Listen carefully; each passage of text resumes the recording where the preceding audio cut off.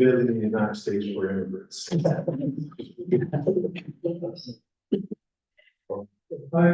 you have your?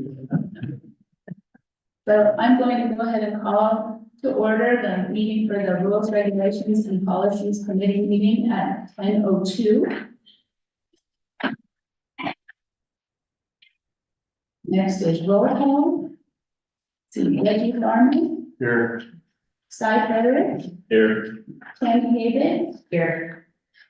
Todd Hess, not here yet. Kate Segroy. Here. Ryan Sims. Pam Sloan. Here. Ron Stallworth. Here. Joe Wood. Here. I am here. Timothy Jackson. Here. Donnie Nelson. Here. And Paul Anderson. Here. Next, we have public comment. This time provides an opportunity for citizens to address the committee about any matter not on the agenda. Items raised during this portion of the agenda cannot be deliberated or acted upon. Should a member of the public wish to speak on a matter not listed on the agenda, it is asked that said person please complete a green public comment card and submit it to the committee chair prior to the opening of this item. Members of the public who have submitted public comment by email will have their email read into the record. A limit of 3 minutes per person and or 5 minutes per spokesperson of a particular group may be imposed. It is requested that comments be directed to the committee as a whole. Comments that are determined to be irrelevant, repetitious, offensive, inflammatory, willfully disruptive, or deemed to be personal attacks will not be permitted.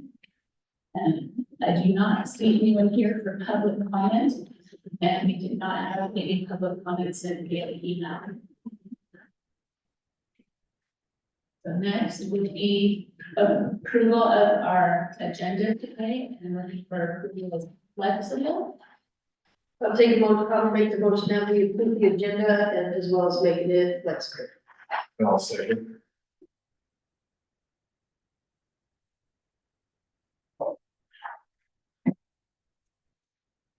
Any further discussion?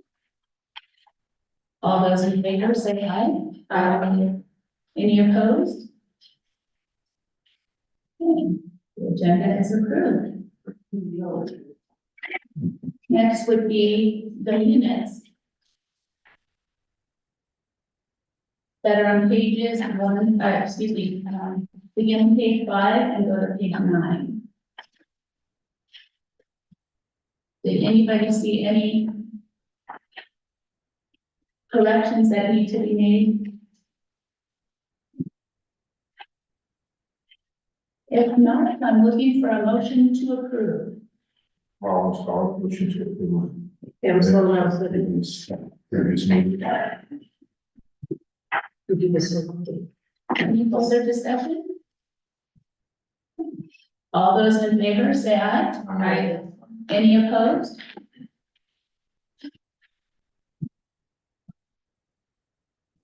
We'll just move right down the agenda for the next item and go to page 10, which is the one-time transfer draft language.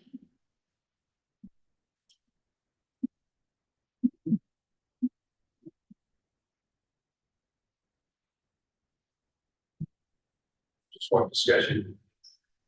Yeah, maybe, I've got some suggestions. okay, You know, the last meeting we were talking about all the other rules. Put this on the back burner as we were talking about those rules, it appeared as though, or it seemed to me as though there was some hesitation with the way we were gonna adopt those rules kind of negated the one-time transfer rule. The one-time transfer rule, I think we gotta pretty much indicate that it's full eligibility that you go with. It's not sub-varsity. And so here's what I suggested in terms of changes, and it's not, maybe not complete yet, but in number 1, I would have it read as follows: except as otherwise provided in subsection 2, a pupil, and then I'd cross out can, and I would insert the following, who is enrolling for the first time in a school, comma, or who is transferring from one school to another school, comma, may, and then continue on, be granted a waiver of ineligibility pursuant to NC 35B.716, period. And I take out A and B, because that's covered. Well, can you repeat that again? It was enrolling for the first time. Okay, who is enrolling for the first time in a school? So let me know when you have that. Hmm. And then there's a comma after school.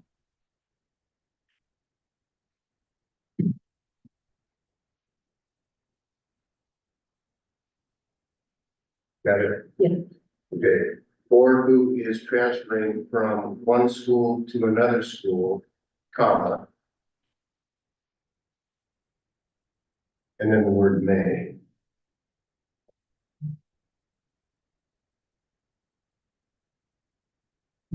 Paul, do we need to quantify that within Nevada or within the association? So I was talking to Kate about that, just before we got going, 2 or 3, I forget how many years ago, but when Bart Thompson was the executive director, we had a huge case in Las Vegas, dealing with a couple of students who, I forget what school said, but, well, It was the one. no, it was fake. It was It's fake. vague.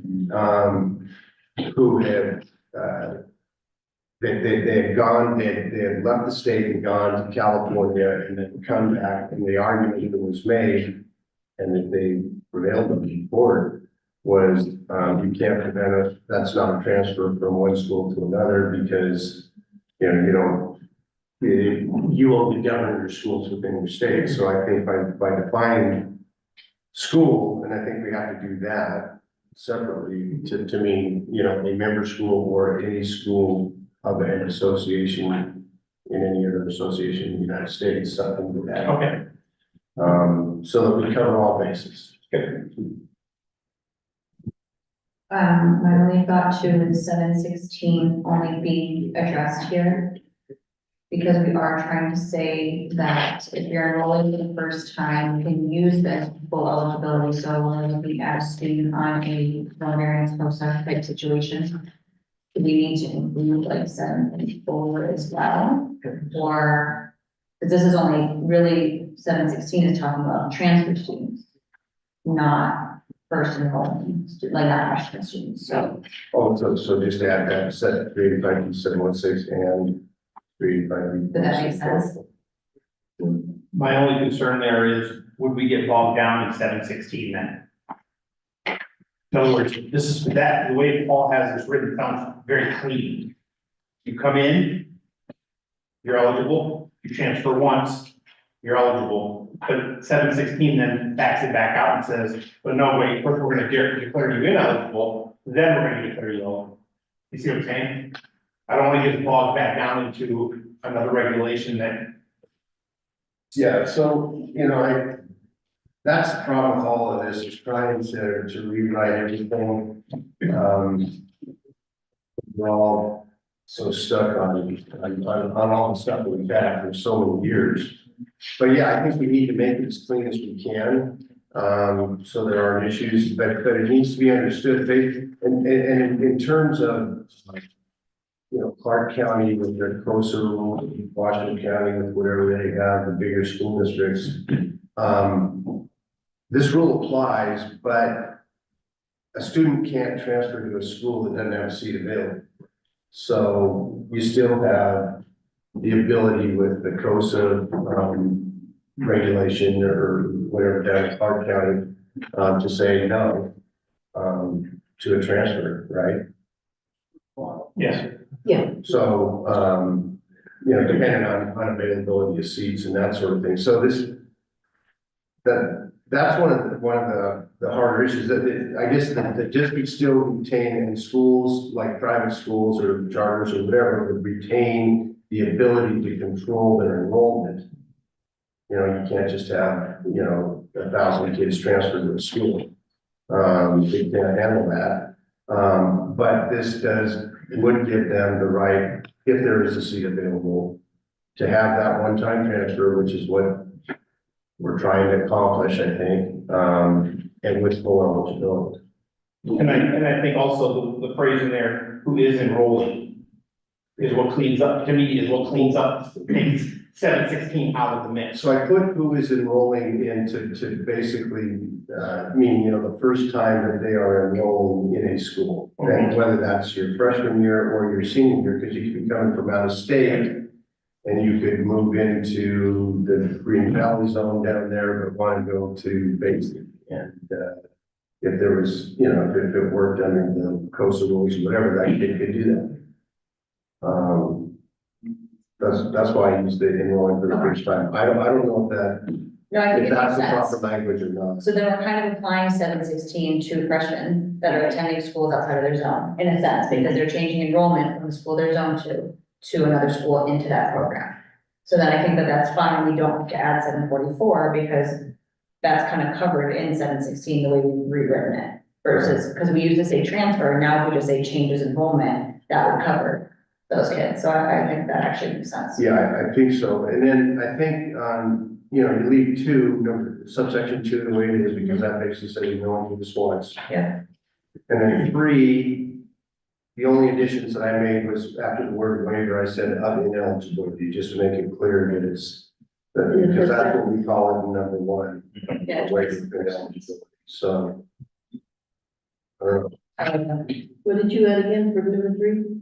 Well, just after the word waiver, it appears a couple times, the words of ineligibility, waiver of ineligibility. Good.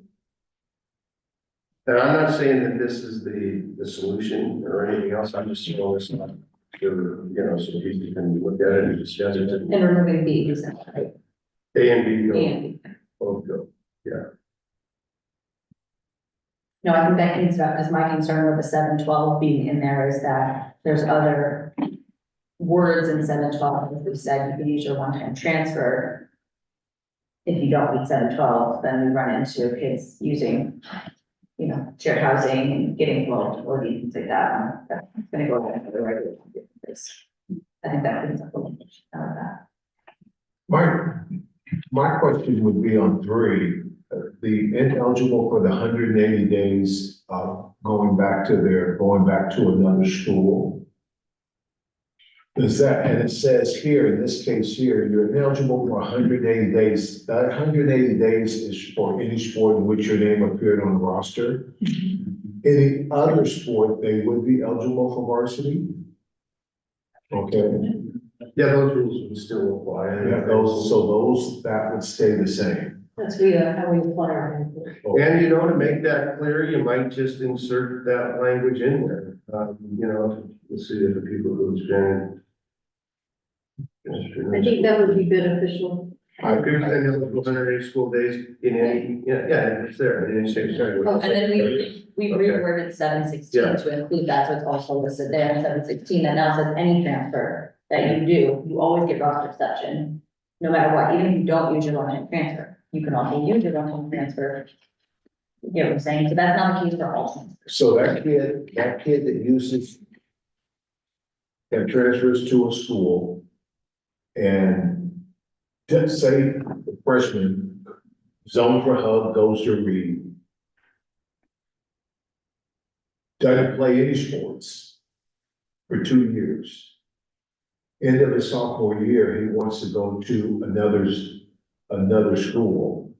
He didn't play any sports. Does that kid get his varsity eligibility that first time he transfers over to that school going into his junior year? So we're. Probably. Yeah, without, He should, without using, he or she should get it. right? Yeah, Because he did not use. Because in the eyes of the association, he doesn't exist. He had played or. He's only going to Thank you, Mr. Long, even if now open his bag. Even if you, Yeah, even if you, let's say I played football my freshman year. Yeah. I transferred my sophomore year to another school, didn't play football. In effect, I'm waiting that 180 days for the rule counts anyway. So if I transfer to another school my junior year, I'm eligible for football now because the 180 days lapsed on my. I'll stop there. Without having to use your one-time transfer, and then you can also transfer your Right. 11th grade to 12th grade somewhere and use your one-time transfer. So you can wait to use it. But you're in effect sitting out 180 days, which is what we have. Which is pretty cool. Yeah. Okay. There's no doubt there'll be some interesting scenarios if and when this goes through and we're down the road time-wise to implement. But Because, you know, I mean, putting it on paper like this, you know, it makes it seem like it's easy, even when you're Right. changing a little bit of words. But we, in this room here, who deal with individual cases on a regular basis, know how different these are. I try to apply these to the last 5 cases I just did to see what decision would have been made from my office regarding a kid transferring from one district school to another. And I'm trying to play in my head how that would work. And again, my goal here is to make that process easier and consistent with everybody across the state, that everyone's doing the same thing. Yeah, and we talked a little bit about, you know, what that looks like from the perspective of the person processing the transfer, that it's clear that they're using their waiver. Like that they check some box, they're using their waiver for that. Because it could get a little bit sticky if like this kid is transferring in, but doesn't select the box he's using his waiver, then, you know, we have to make sure that he's not eligible in the sport that he was rostered. Right? That's where it can get a little bit sticky. On our part, we have to make sure that that kid is not playing the sport in which they were rostered on the last school. And we have to make sure that they aren't using their waiver. And Will Activate or any program that we're using catch that? It does track what's roster.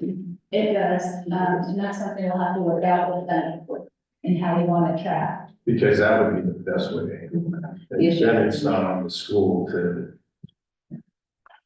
try to figure that out. Because you don't know where it's coming from, and that's not fair to put on. the schools. Well, we thought about putting it, in the questionnaire. Where it goes to the previous school, what sports adding. those names Yeah, like this previous. So Yeah, that there's a double check. that makes sense. Yeah, I know I brought this up at our last meeting, when we talk waiver, we understand it's a process. We understand it's a process. I think individuals might say, well, wait a minute, when people also think on the other side of a waiver, it's an actual document. So I know we talked again at the last meeting that maybe there has to be some type of form communication that is sent or acknowledgement on the part. I just think that would help the cause. I know Kate has been in a situation with some eligibility where, I don't want to say the school, but they said, well, wait a minute.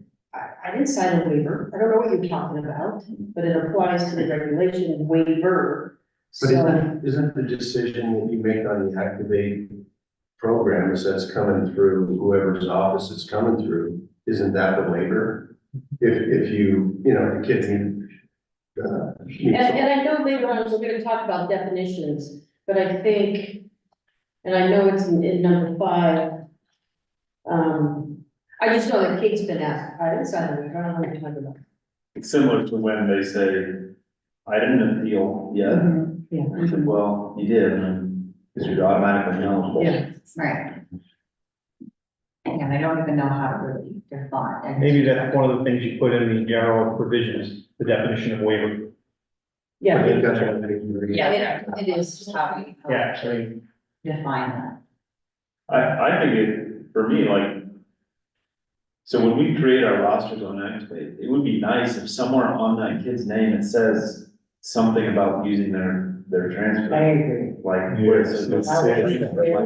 It becomes an official document. Some- Yeah, whenever that's possible, how we have like a sub-varsity tag next to their name, if that would, like when they click that, That's that super turns to their name. Oh, first time transfer, yeah. Or like when they're going through the transfer, right, it says transfer pending, and that's how I know to create a one-time clearance, a temporary clearance. And so, you know, there's some sort of signal.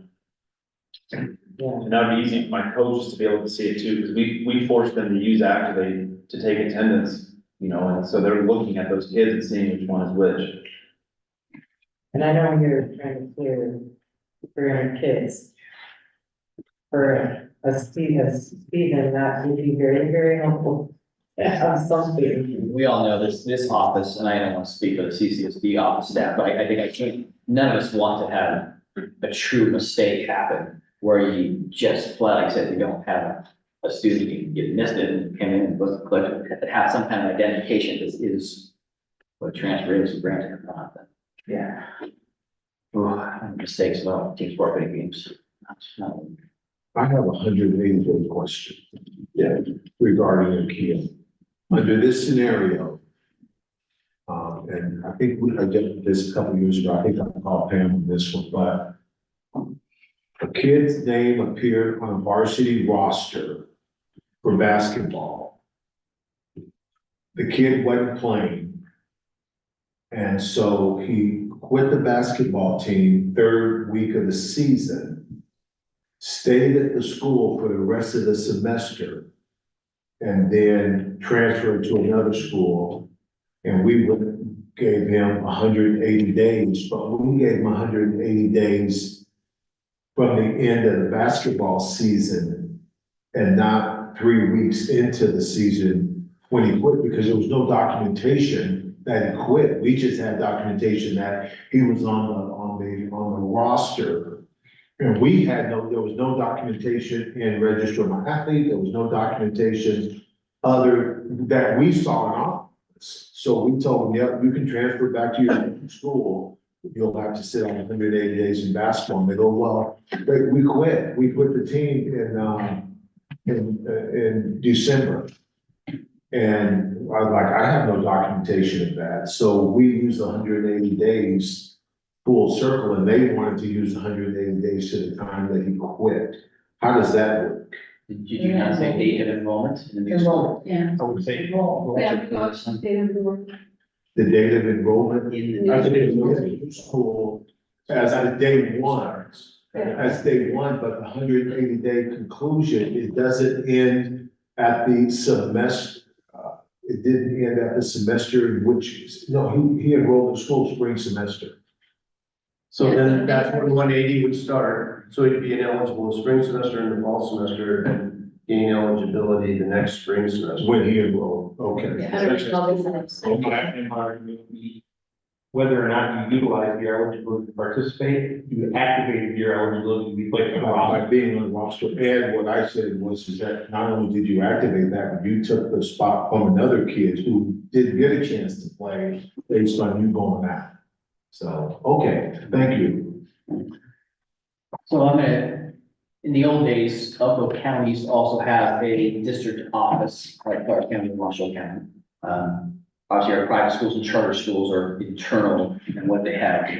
Just a question to Pam and to Rollins. So we talk about a district being able to be more restrictive, right, for calls on your programs, and there isn't a seat available, right? And same thing could apply to private schools and true charter.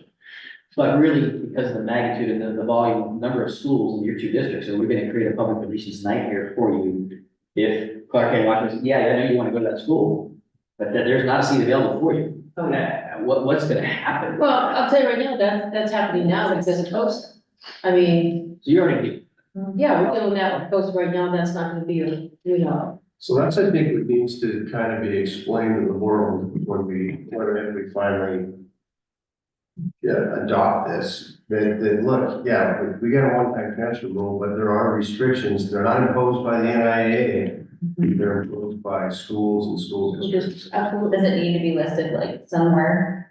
I don't think so. Something about Yeah. the following district and school Well, enrollment policies or no, something? that- because I think then we're getting in the weeds. And I don't, Yeah. because right now, you're speaking on behalf of Washoe and Clark. We have so many other communities out there, school districts that we don't even know, maybe they have special allowances. And, no, I think as is fine. We have district policy, just because we have this, doesn't mean it's the Wild West and you go, wherever you want. Right.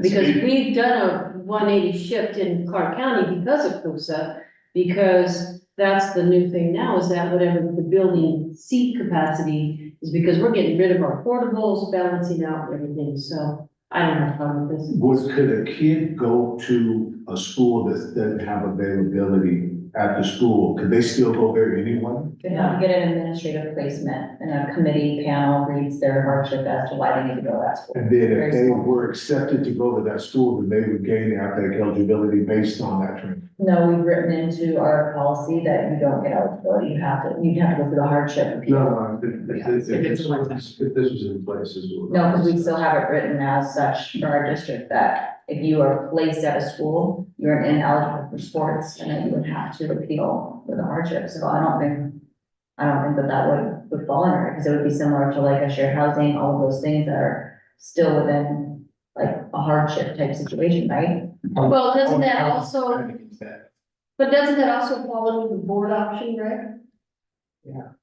Well, I'm afraid that if you were to declare that kid ineligible, that we in essence could be accused of, an equal protection type claim, because any other kid who's just allowed to transfer because there is a seat gets eligibility. So if you're placed, you're still getting to go there, why wouldn't you have eligibility? And wouldn't that fall also into the fact that we are, I don't want to use the word circumvent, I think it's the wrong word, but by placing a child there, we're telling them they have to But go. we're not placing, they're applying to get, They're making. they're asking for a placement. Right, and So so that's different than placement as like when a student comes out of. then I would argue we're violating it.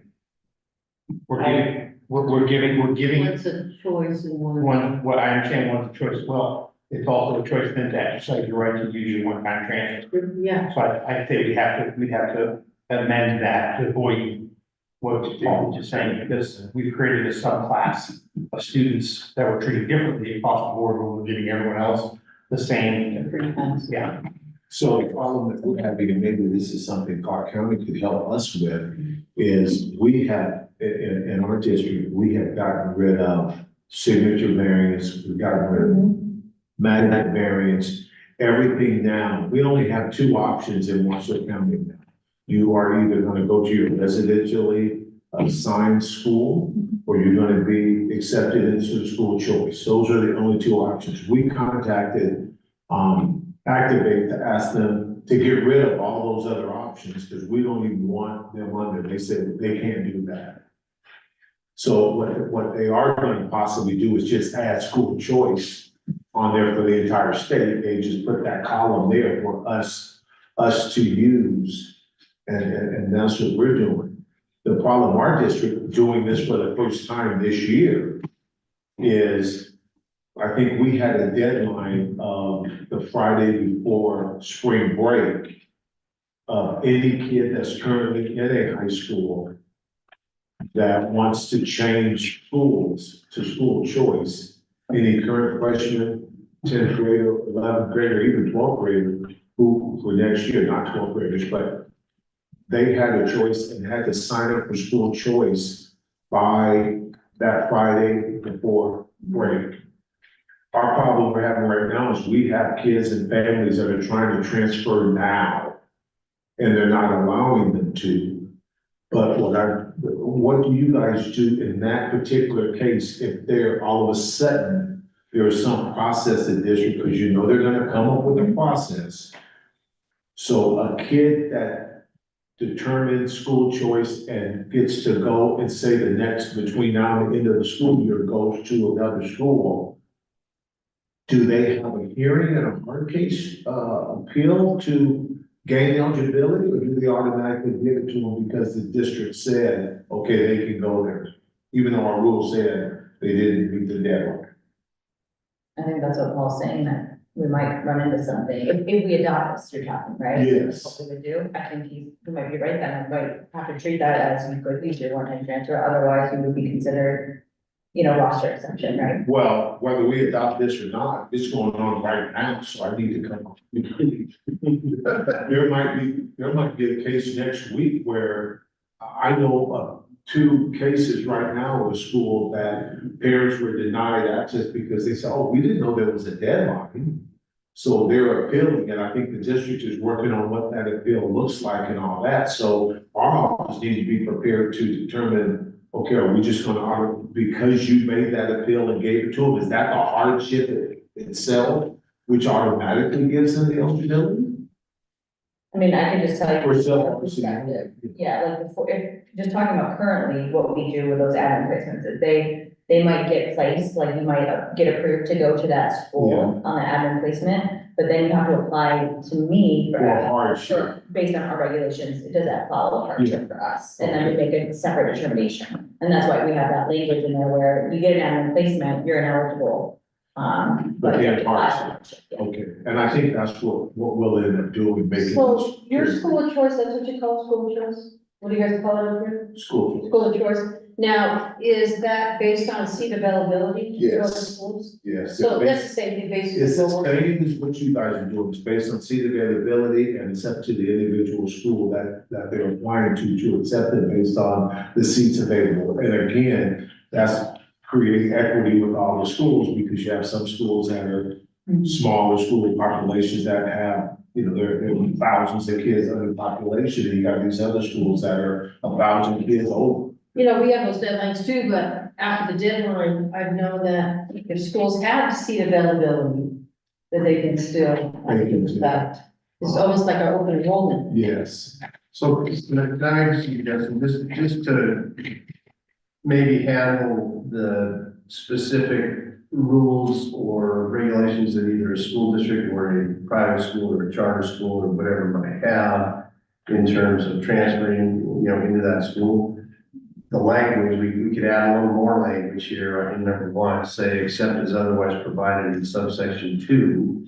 And after that, we would, put in or as provided by school district or school rule of regulation, something like that. And then go on from there. Okay. So then we're saying, okay, you got a one-time transfer rule, you can do it unless your school district or school that you're going to have some other rule that will potentially. Yes. Which Yeah. we can defend because we have the reg that says, schools can be, school districts can be more strict with respect to their rules. So, And I think one exception as well that would be statewide is if a student transferred in the middle of a season. And so I started playing basketball at school A. At the semester, I moved to school B and I want to still play basketball. Yeah. He's done with basketball for that year. you can only play one sport. Yeah. Because that rule still applies, as you know. All that. Oscar. Yeah. That's good. I just don't want the optics, the perception that if this is approved, that all those other regulations go out the window. Yes. Because there are a handful of them that still will apply. Now, Kate and I have talked about that. So Paul, this is a question for you, goes back to what Kate had mentioned about still having at the district level a hardship type process for certain situations, but the way this is going is I don't want a legislature to come at our two school districts and say, wait, a minute, you passed it, you have to take this kid. To me, the only way a student would not be able to exercise athletic eligibility for getting a one-time transfer because there's not seats available in the school. I think it's the only, right? So Kate, your mindset would also change dramatically. Yeah. But so I can't see any other reason why a student wouldn't get a one-time, other than other rules and regulations that exist. But really, that's the only thing. No seats available. You can't. Well, and then that takes the pressure off of us and our policy and puts it on the school district, right? And the state That's it. legislature can go to the school district and not to us. Right, that's my whole point. I don't want the legislature to come after any of us, anybody in the school building and say, you have to take this student, no matter what. Let me ask Kate this question. Of those transfers, those administrative transfers and those hardships that have come, how many have you denied? I think, The vast majority of them, I would say. The most of them are not athletically motivated. They're athletes. So, it's a handful, maybe that can come. but the ones that are submitted for athletics. Because I know, aren't you? I'd have to look. Yeah, I'd have to look at how many, very few, if any, were approved for, like their hardship was not a hardship that fell under conditions. So maybe a top 5 approved. I'm just going back to the equity thing. That's what A Lieutenant lot of said. times, a lot of times it's a bit more choice. They're approved to go, but it's not. Profit enough. Paul, what kind of language again, you were talking about a statement with regards to schools and districts being able to have their own internal measures that say, so we can't accept, there's not seats, therefore you can't come. What kind of language were you gonna implement? So the words that I put in, just to keep it broad, you know, in number one, it would now read, except as otherwise provided in subsection 2, comma, or as provided by school district or school, and you can pick the word, rule, regulation, you know, whatever, comma, a pupil, and then we have the other language they put in, who is enrolling for the first time in a school, Yeah. or who is transferring from one school to another school, may be granted Yeah. a waiver of ineligibility pursuant to NC 353.716 period. And the use of the word may, I think, is important too, because that keeps it discretionary as opposed to mandatory. Yeah. So, you know, instead of saying shall. Speaking from Faith Whitman's perspective, perhaps other private schools, I don't really know, but, and I'd be curious to know how it's different for the public schools. But like, because it's Miranda activated, we don't do anything for the kid until he's got a class schedule. Like, there's nothing that, like, we won't process any transfers, we don't do anything with activated kid until they got a class schedule.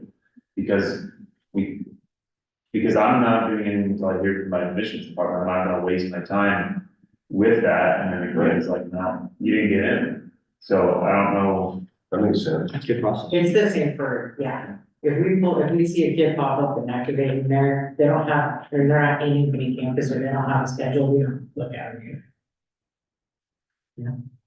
So is that pretty universal? I assume. Yeah.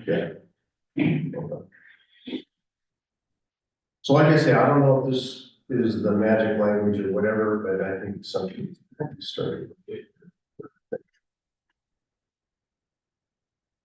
And does this accomplish the purpose of the one-time transfer? I guess it does. I think it does. Well, let me ask Kate, Lauren, Roland, can you deal with this? Can you defend this when making determinations? Can you apply this? Yeah. And you're comfortable with it? Yeah. Yeah. Mr. Jackson, teacher. Donnie? Yeah. No, I think so. That's, the whole intent was to give the students as much freedom as possible to say, I just want to go there next time, next year, next semester, whatever, with athletic eligibility. I think this accomplishes that. And I think if we go up in front of the legislature in February, which we may, you know, if somebody comes up and we can say, hey, here's our rule, you know, and this isn't the best we can do because we can't control the school districts and the school and you know, the other schools that are members of our association from having more strict rules in terms of, and we definitely use the example, you can't have, you know, 1,000 kids showing up at the doorsteps of Faith Lutheran saying, hey, we all want in, we get in because of this. No, you don't. You get in only because we have seats of it, or whatever, and we pick and choose who comes, or a charter, or, you know, any others, so.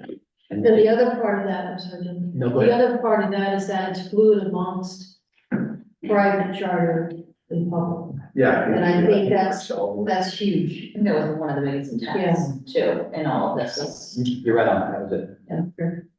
Yeah, I think and I think we've done a decent job on this committee of, you know, avoiding the game of the what if game, like, right, if my grandma had wheels, she'd be a car, right? And you can't, you can't do that. Right, that's it. So you do your best to try to create something that covers all bases, but there's always gonna be hypothetical things. Now, again, I'm a little slower than most of you, so with that said, we're talking only about the one-time transfer athletic eligibility. Yeah. And why don't we have athletic eligibility? You think that's given there because it just says eligibility or? because all we regulate is athletics. Okay, so that's a given. Yeah, I that would think be a clause. that's That's all pretty we- soon. Okay, and then all of this rule here that we're talking about as far as the one-time transfer of eligibility is different from the first-time entry. Or is it the same? It's the same, it's all Together. Between our. So I'm a freshman, zone for HUG, I'm gonna go to Reed. if I have no intentions at all of playing a varsity sport, then I would use that as my first time entry. No, we talked about, that's what we already talked about, on the example you used before. If a kid goes somewhere and they're allowed to go to a school that's not within their zone and they don't play a sport Yes. for 2 years, and then they choose to transfer, they still, that's when their first time, one-time transfer would come in because they haven't played a sport. Okay, okay, I get that. They don't. Rollins, what I think you're asking, that freshman that decides to go to a school they're not zoned for, Yes, if they don't, if they say, I know I'm not gonna make varsity, they can keep that sub-varsity eligibility for the first year. and they just play sub-varsity their first year, and then they're eligible to play varsity the following year, so the same rules apply Yeah, that we've always had. and Now- the kids that want to do varsity can use their one-time transfer to get varsity eligibility. Okay, and that's what we did, and what how our current system is, what we've had happen in our district is that kid goes to that school as a sub-varsity signature variance, and then during Christmas and second semester, they change to a magnet variance all of a sudden, which gives them varsity eligibility because you're a baseball player.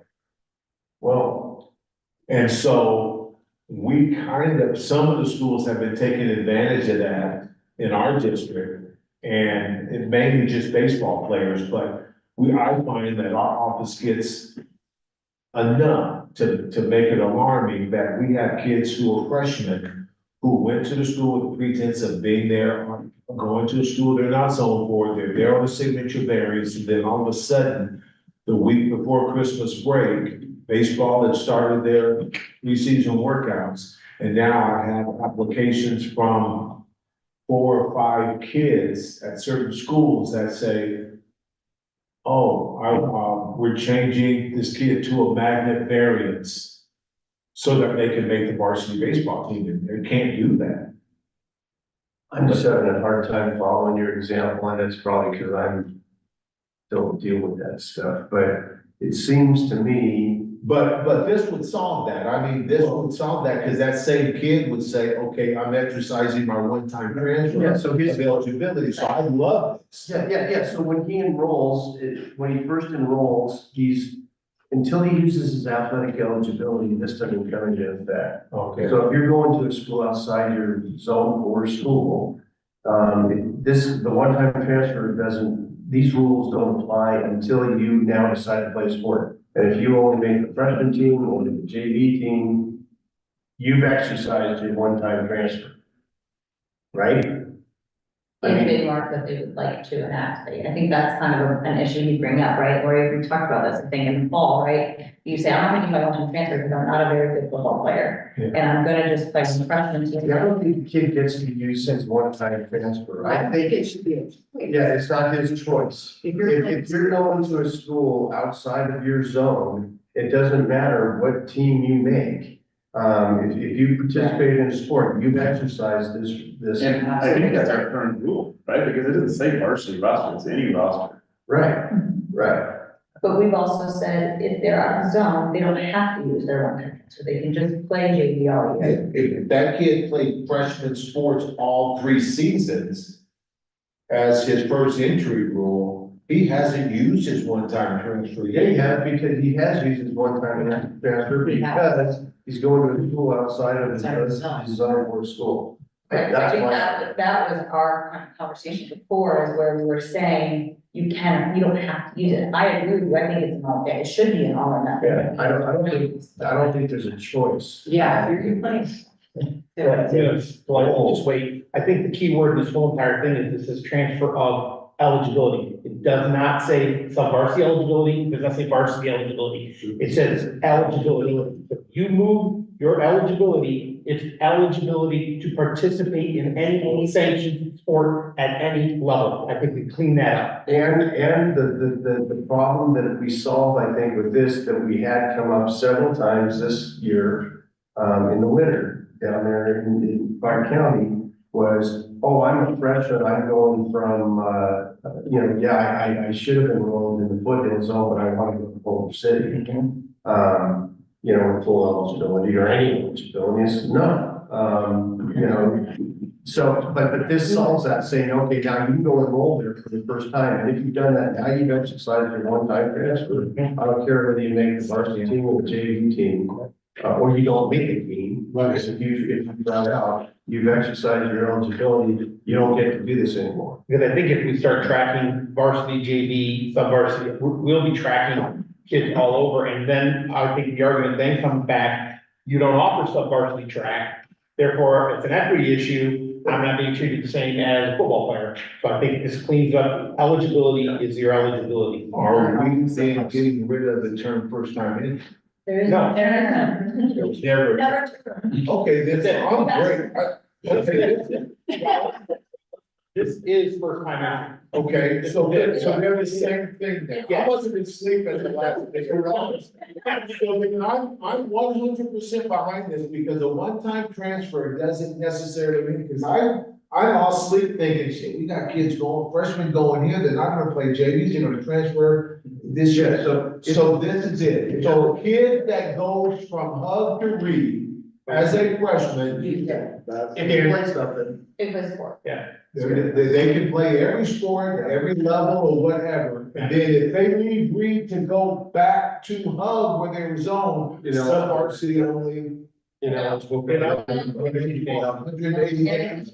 And they roster it. And So I'm so, just thinking roster there. So That's all the same. yeah, and we're not calling it first time entry, the term you now need to use would be enrollment for the first time. Yes. There you go. Okay, Because so, that's. And this also eliminates our issue with golf, swim, track.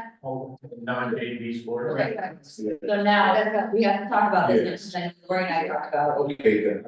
If you're at a private charter Gee. freshman year, and then you transfer to a school out of your zone, your public school, but you're going on a COSA, you're going on a school choice out of your zone.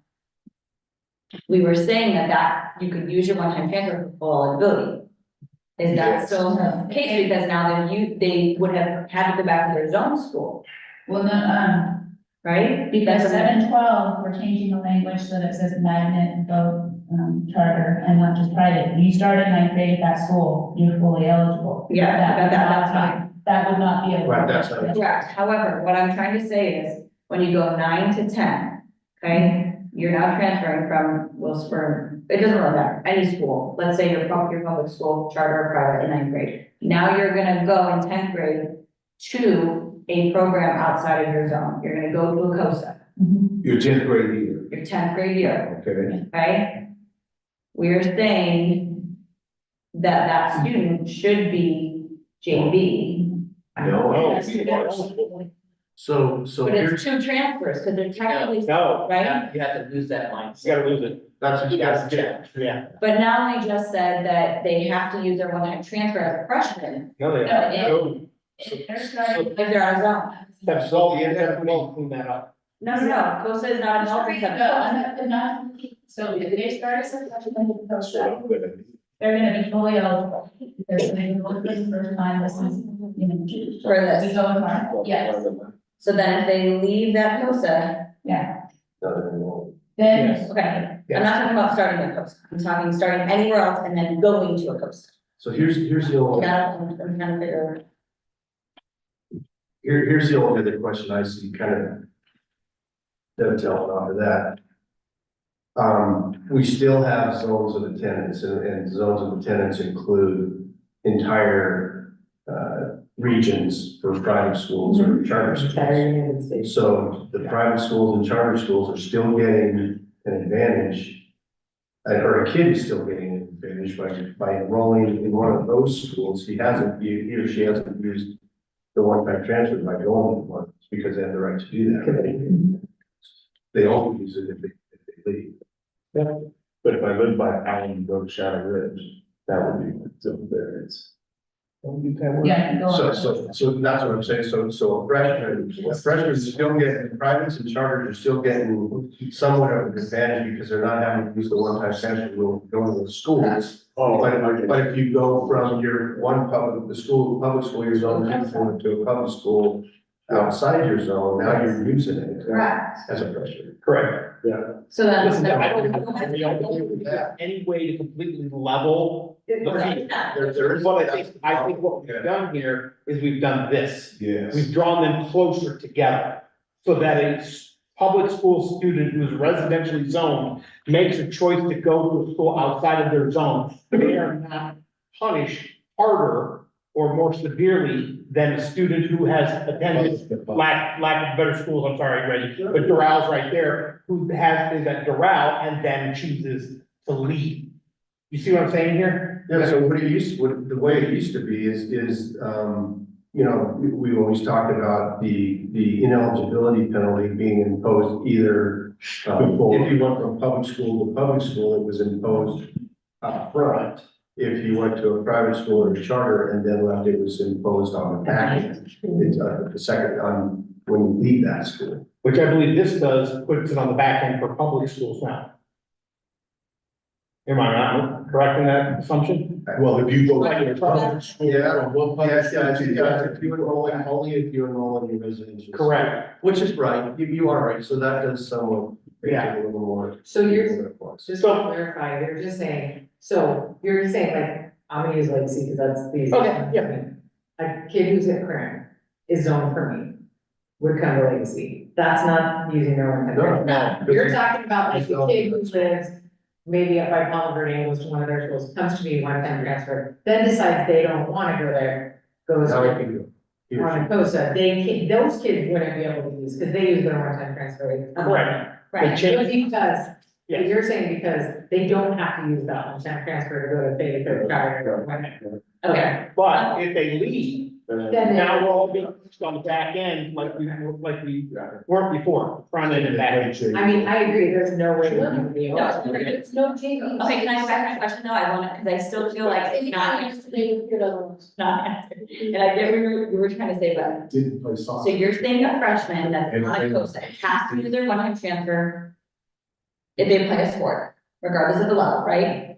Okay, so you're saying that a COSA is a one-time transfer. So then, if they don't start as a freshman, if they start at any other school, they're publicly zoned school, charter or private, and then they transfer to a COSA,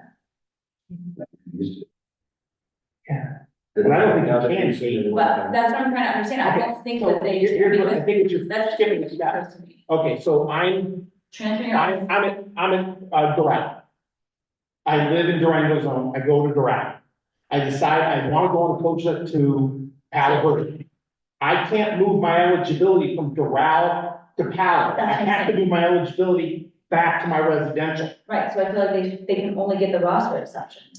but. You know what I'm saying, you understand where I'm kind of going with this? But now it's gone. What you've done now is you've taken away that transfer. Their eligibility never left their residential address to go to Doral because I am in Doral zone. No, Okay, yeah, no, that's all that's what I'm saying. So the philosophy of what I understood, how we all got here from day one, right? Was that in your situation, that what you just described, right? Starting private school, public school, or, let's use that as an example, okay? And then leaves to exercise the one-time transfer, does not, legislative intent does not have to go back to his own school, could go to a coastal school and still get to do that. So it's not transfer back to homeschool, second transfer to coastal school. You take it homeschool, you add the picks, it doesn't even matter. You get to go straight to coastal school like naturally one time. You don't have to look at a triangle in that. That's a complicated thing to understand. But the intent was very basically let kids go wherever they want, anywhere they want. Even if it's not their zone or somewhere else after they start, like one free time. So you could go from. I mean, I'm trying to put it into the, where you see it and trying to understand that. I mean, So the zone of residency after a student gets started somewhere, doesn't matter. Doesn't matter. That's correct. You can do one time anywhere else, you don't even care about the zone intensity. Doesn't matter. Yeah. Just right. So, with the one-time transfer, kind of similar scenario as COSA, if we have students that say go to a school, and they're on a residential affidavit or temporary guardianship, they could use their one-time transfer and get eligibility. For that, yeah. I think so. But they so we want- are saying that. I think so, because, I think we have to. yeah, I think to be equal. That's See, exactly. I have to say, it's- And that was my concern right here with B. That's why I said B needs to get rid of, because then they're circumventing our guardianship and our residency. Yes. Regulations, that, to me, that is a hard pass. I agree with that. That's just So like- all of a sudden, we're gonna start taking temporary guardianships now? I get that it's only one. Because we still have the rule that says you can't, you're not eligible on a temporary. Right, I'm sorry, yeah, let's clean that up, right, that's not waiving. You can't use the one. Yeah, I'm just saying that you're still living with the parent or legal guardian. There's also still a physical residence living with that parent or legal guardian, but that physical residence doesn't mean you are only tied to that. You have to go out, you have to come back to that, you have to go out, you have to come back to that. It doesn't say that. I said I'm trying. No, so, We understand. the And problem. temporary guardianship is still delineated in the regulation. but Lori just said, which is, so if you're on either of those, you can use your one-time transfer to get eligibility, right? Is that what you're intending and saying, and then we'll say yes? You always have to be able to establish your eligibility on temporary. You don't have eligibility to have it. You actually, If you're on a residential affidavit, where does your eligibility lie? yeah. You did not, Right, so we're saying, no, you cannot use your one-time transfer. but then you're, again, segregating in group. No, you're not. No, you're That's not. where I mean, there's other regulations. If you say a residential affidavit is a one-time transfer, right? That's what I would say. I mean, that's what you'd have to say. You But have those to- aren't considered transfers. Because here's, okay, just scenario wise, this is what I'm thinking because I work at a school where we have this. Okay. You're saying just you're gonna punish a kid whose parents have to live with someone because of financial reasons. You're just saying, For eligibility. Same with temporary guardian, that still stands. You don't use a one-time you don't just get to say, I'm on a temporary guardianship situation, I just get to use my one-time transfer for eligibility. You still, those are so still where there. is their eligibility lie? To use the one-time transfer, like, I guess it's Wherever they where need I'm. eligibility. You have to have Wherever you're eligibility to enrolled. move your eligibility. Wherever you're enrolled at is where your eligibility is. So if you're enrolled at a school on a temporary guardianship, your eligibility is there. If you get denied or if you get your eligibility regardless, and then you transfer somewhere from there, That's cool. then you can use your one-time transfer. So they still are getting a one-time transfer. Their eligibility is where they're enrolled at. So you're saying like, so I'm gonna say for like legacies, perfect example, okay, so I have a kid whose parents are, you know, have to move in with aunt and uncle. They're there, it's denied, they can just say, I wanna use my one-time transfer and move to Mohawk zone. No, they don't have eligibility. They were denied. That's You not can't- temporary guardianship either. No, I'm not talking temporary commission, I'm talking like, well, we call it something different out there. So are they staying with the same family unit? Like, I mean, I think that. Yeah, because Mohawk has open seats, so they're staying. It's another way, yeah, how are They're they gonna going? go, so there, use their one-time transfer, you can be able to play that. But you stated they were denied. Therefore, they did not have eligibility. So you can't move something that's been denied. You can't eligibility shop. No, I agree, Right, so I'm just saying. Their eligibility lies where you said temporary guardianship, but you were talking about shared housing. Shared housing, that's the word. Okay, so they're in shared housing, so that's where the parents live there. Whether they are denied though, they're enrolled there at that address, right? And so, yes, he's saying there's no eligibility to transfer, but if they get into a COSA, their address technically doesn't matter, so they can use the one-time transfer to get full eligibility on that COSA. Am I understanding that right? So that's what I'm saying, like, kid get that. Kids living in legacy zone can't play sports at legacy, but they can go, you know what, Mohavi's a mile and a half down the road, they have open seats. I'm just gonna go there so I can play. That's already the current case. You can be Okay, in the shared How's it housing. the one time? I'm just making sure I understand. so I'm still a little concerned about the term that we use as far as temporary guardianship. In that case, was there temporary guardianship in the case? that you- No, I'm saying it's all Yeah. There- shared housing. I'm saying shared housing. Yeah. Okay, so we're still have the aspect of temporary guardianship does not grant athletic eligibility. Correct. So that's, as long as that's still on the table, we're good to go. But if it doesn't, that's what, so they're incoming freshmen, temporary guardianship. So they don't meet the residency requirements to be eligible. but they can exercise the one-time transfer and get eligibility. You know how many people take Well, advantage you of that? can't, once again, I still go back to, you can't move eligibility until you've established, Eligibility. and correct, Paul, you am I can't- mistaken in that? Yeah, I think that's right. You can't establish athletic eligibility based on temporary guardianship. No. So you can't even go to step A, B, or C until you've got that taken care of. How is that different in COSA then? Oh, no, I mean, Coach, you have to be enrolled. It's different because we have a Well, rule here. temporary guardianship, how can you go and enroll it? Correct, Yeah. but you don't have eligibility on temporary guardianship. We have the rule already in place that it says you cannot be eligible based on a temporary guardianship. You have to meet the requirements that we have for guardianship for that to be recognized as valid. right? What was the spirit of that rule?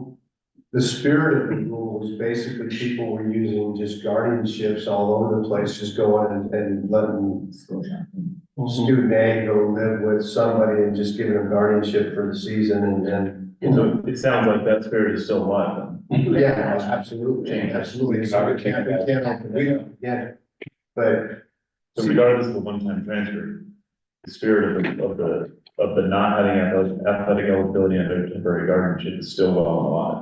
Yeah, I would say it is, because we have, and maybe we need to tweak that, or make it more, but the problem with trying to put in a one-time transfer rule with all the regs that we have existing, is that all our regs go against that. Right. They all were based. But I think- Premised on. I think- Go ahead. On the fact that you can't just have the right to go wherever you want. I think Tim's line of thinking cleans that up then, because the title here is where that is cleaned up. This is a one-time transfer of athletic eligibility. You don't have athletic eligibility as a temporary guardian.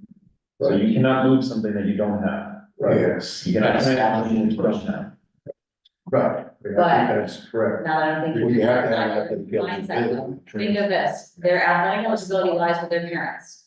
Their parents live in Legacy Zone, their temporary guardian lives in Mojave Zone, they're a freshman, right?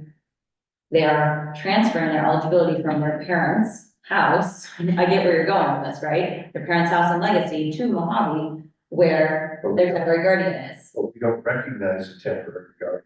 Because where So would we you, can always say we don't recognize that. correct, because where would you tell them their eligibility lies, where mom and dad live? Right, So- Legacy Zone, and they're trying to transfer it to somewhere else, but you don't. Now, Okay, I think. and if there's a legitimate basis for a guardianship, So the hardship, there's and those two bases are that the parents are unfit, or that the kid is a juvenile Yeah. delinquent, or. Well, and you'll have full documentation that has that, yes, that usually will have. Yes, yeah. Okay. Well, going back to your case, so my parents are, the zone of my attendance is Legacy because my parents live there. I can still go to Mojave, yes, under a one-time transfer, If they have seats, yeah, if they have seats. yes, correct. Yeah, and you would exercise your one time. Yeah. to do that. Even though my temporary guardian doesn't That matter. isn't that, because they wouldn't, they just do it that way. They do it the right way. Yeah. Okay, I think we hashed that one out. So they That was was, scary for a moment. it was. Well, and that's what makes me nervous about all of It does. this, is that I'm just so afraid that we're missing something, I know, you Well, Paul, know. you have the legal side that we all know exists. Right, Because we really are saying, when we say this, we're going against pages and pages and pages of Could say no. regulations that exist. And We are. when we go through this process, do we get rid of those other ones? Do they disappear? well, no, because we still have to keep, you know, that's what's secret. residency, and we gotta keep guardianship, we gotta keep. Yeah, but there are some that could be, Oh, Probably. We've got some of those when we get to them. I mean, there's some that we just have to get rid of because our parents have become so professional at this that if they find a document that was written in 1968, they're throwing it back in my face. I'm like, what the hell is this coming from? So Rollins, with all the students of the group, the reason which, remember, originally started, we're not thinking of definition, where we started, you get to go day one to wherever you want to go, no matter what. We didn't do that. You referenced a first entry. We didn't do that because of all these scenarios that exist. and districts not being able to handle it and the parents. So this one-time transfer, not dealing with first entry anymore, not even using that. Don't even use that word, right? So the one-time entry or the one-time transfer of athletic eligibility is what we all feel now meets the legislative goal of where they're going with regards to kids kind of having the freedom to go where they want to, kind of. I think the legislature wants even more. Oh, I know. Oh, they do. They want you to get to pick when you're a freshman, you get to go wherever you want to go, and nobody can regulate that, you just get to go. We're not, and we're not doing that. We're not doing If I'm a freshman that starts at a private school or a charter school, my one-time transfer is still, I can use it now. Yeah, That's different as opposed to if I'm zone for Powell and I go to shadow my freshman year, I can use my one-time transfer. That is a difference that is occurring. So essentially, if you start at a private school, you've got, I mean. Yeah. Technically, you have to, But, yeah. just so I have this, kind of what he's saying, so, I'm a freshman living with my parents. I can get a place and go to Durango and and I'm fully eligible. But if I'm a freshman with temporary guardianship or residential affidavit of faith, I don't meet the residency requirements. So I can't even use my one-time transfer. But if they left faith and say went over to legacy, then that would exercise their one-time transfer. Why wouldn't you have residential, why wouldn't you be? Well, if they're on temporary guardianship or residential affidavit, they wouldn't meet the residency requirements. But they, All of Clark County. But we've still operated with charters and privates, if they're on temporary guardianship or residential affidavit, they still. They don't have a charge, it's just the whole city. Absolutely, because I'm gonna tell you that there was a situation, I gotta be careful what I say here, years ago, that involved a private school, I'll leave it at that. Of a student that, predominant athlete that was on a temporary guardianship. And it was, I gotta be so careful what I say, that has to stay in place. Because it was obvious that the parents just had their student go live with somebody in Vegas to play a sport. And, yeah, Yeah, what about? Because I've We can't- interpreted that with the charters and the privates. we can't get rid of that. But They might live in their zone, but if they're on temporary guardianship or residential affidavit, where it's different, it applies to outside the city. It's not talking about inside the city. Right. It only applies to kids that that their parents live in Dallas, Texas, and they're right. That's More relevant. That's right, it's not. Yeah. It also goes to then when they transfer, right? Because that's the big thing, when we get them from privates, when they transfer, if they are, I've established already with this guardian, this address, and they come to us, like, so we do have to still like track that and know, like, if they're, who they're living with and where they're living, when they're private charters, even though a lot of times, like you said. But our enrollment process at the school level would take care of most of it. Well, and maybe we develop a regulation that deals specifically with that. I don't know if we need to, Paul, I think the language you added to this regulation says by enrollment of in school. So you can't leave, I'm just gonna use you, Faith Lutheran, if you're on a, temporary guardianship, come to a CCSD school and enroll on that temporary guardianship. Because we have our enrollment process and we would enroll you as a temporary guardian, but your eligibility wouldn't come with you. You see what I'm saying? Because you're on temporary. Because you're on temporary guardianship, So they gotta stay there. right? How would the kid have eligibility? They wouldn't, Faith Lutheran? they wouldn't have it anyway. Okay. Because that's what it is, they're not granting it there, so they can transfer to us all, to CCSD all they want, but their eligibility's not coming, really, because we didn't add it, and they can't get that here. Yeah, I mean, that protects that. Right, you gotta establish it first somewhere. Yes, and back to the point you made earlier by saying that a private school student would have 2 transfers. I don't see it that way, Okay. because here's why I don't see it that way, and I'm just gonna be honest. You have a 6th, 7th, and 8th grade. Do you consider an 8th grader going from your 8th grade building to your 9th grade building a transfer? No. No, it's matriculation. I think so that mindset has to change a little bit too with people. I mean, unfortunately, some of our private schools don't have a junior high or middle school component, but some of our charters do. So I don't see that as, I think we gotta be careful how we word that. I don't want people to think that the private school. But Faith Lutheran also gets kids who come from the public middle schools. Yeah. And so they get to go and they have Yes. eligibility when they show up, and if they decide to then leave, they can do their one. So it's still kind of the same. Well, that's what I was saying earlier, is I think the privates and the charters still have somewhat of an advantage over the public schools. Well, not the school, the kid. The kid. Your benefit is to start at a private school. Right. Right. Absolutely. Right. So it's not, we're not. I'm just saying that, well, we don't have that. But we only have some. Yeah. For their charters and the privates that do have the, you know, the middle school and their kids above.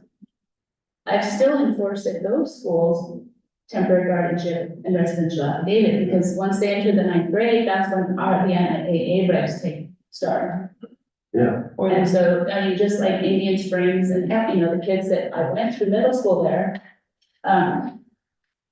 So I think that would still apply if they don't get eligibility their freshman year, if they're temporary guardianship or residential affidavit, rolling up from their feet, it doesn't negate that. And it doesn't negate, and like you would with the public school even. Yeah. Yeah, I agree. Therefore, all the regulations for high school are applied equity across the board. Yes. So that might be something that needs to be looked at. I just think the defense of the defense against there not being equity is that the school, the private school or the charter school is not the one benefiting from the kid having two transfers essentially. It's the kid. Well, and also, we, as Tim was saying earlier, we kind of solved some of that inequity because we're still saying, okay, you're a freshman. Yes, you can always go to a private school. Yes, you can go to a charter school. But now you can also go to a public school outside your zone. So it's good. Yeah. And That's level and all that. Okay. Yeah, so.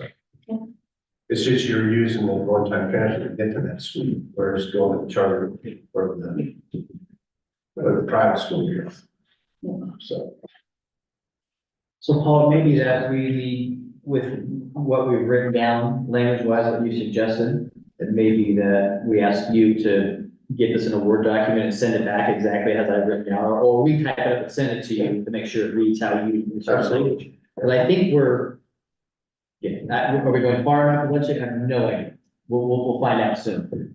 But I think we're on our way. I think this is addressed as simple as it actually looks.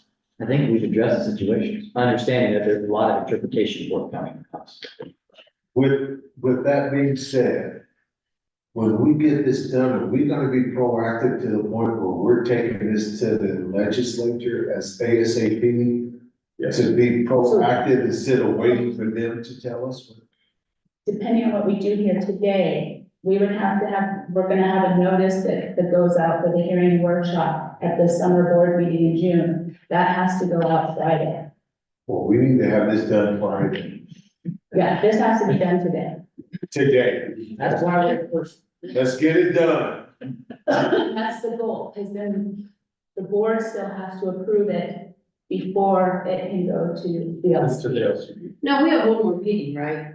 Before the board meeting, one more. No, if we want the. We're board done to- with this.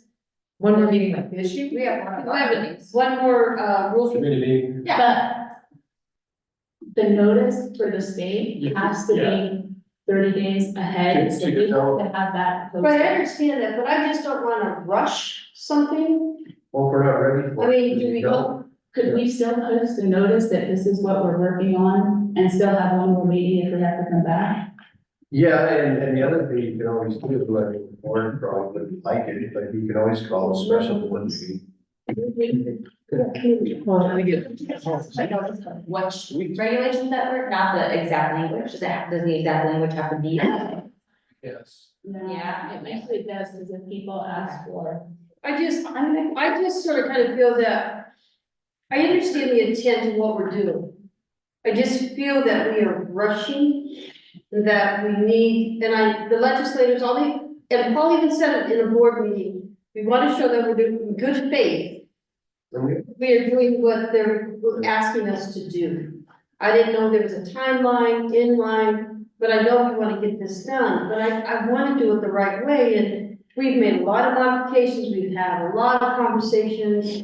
My question, let me say, we have another committee meeting, right?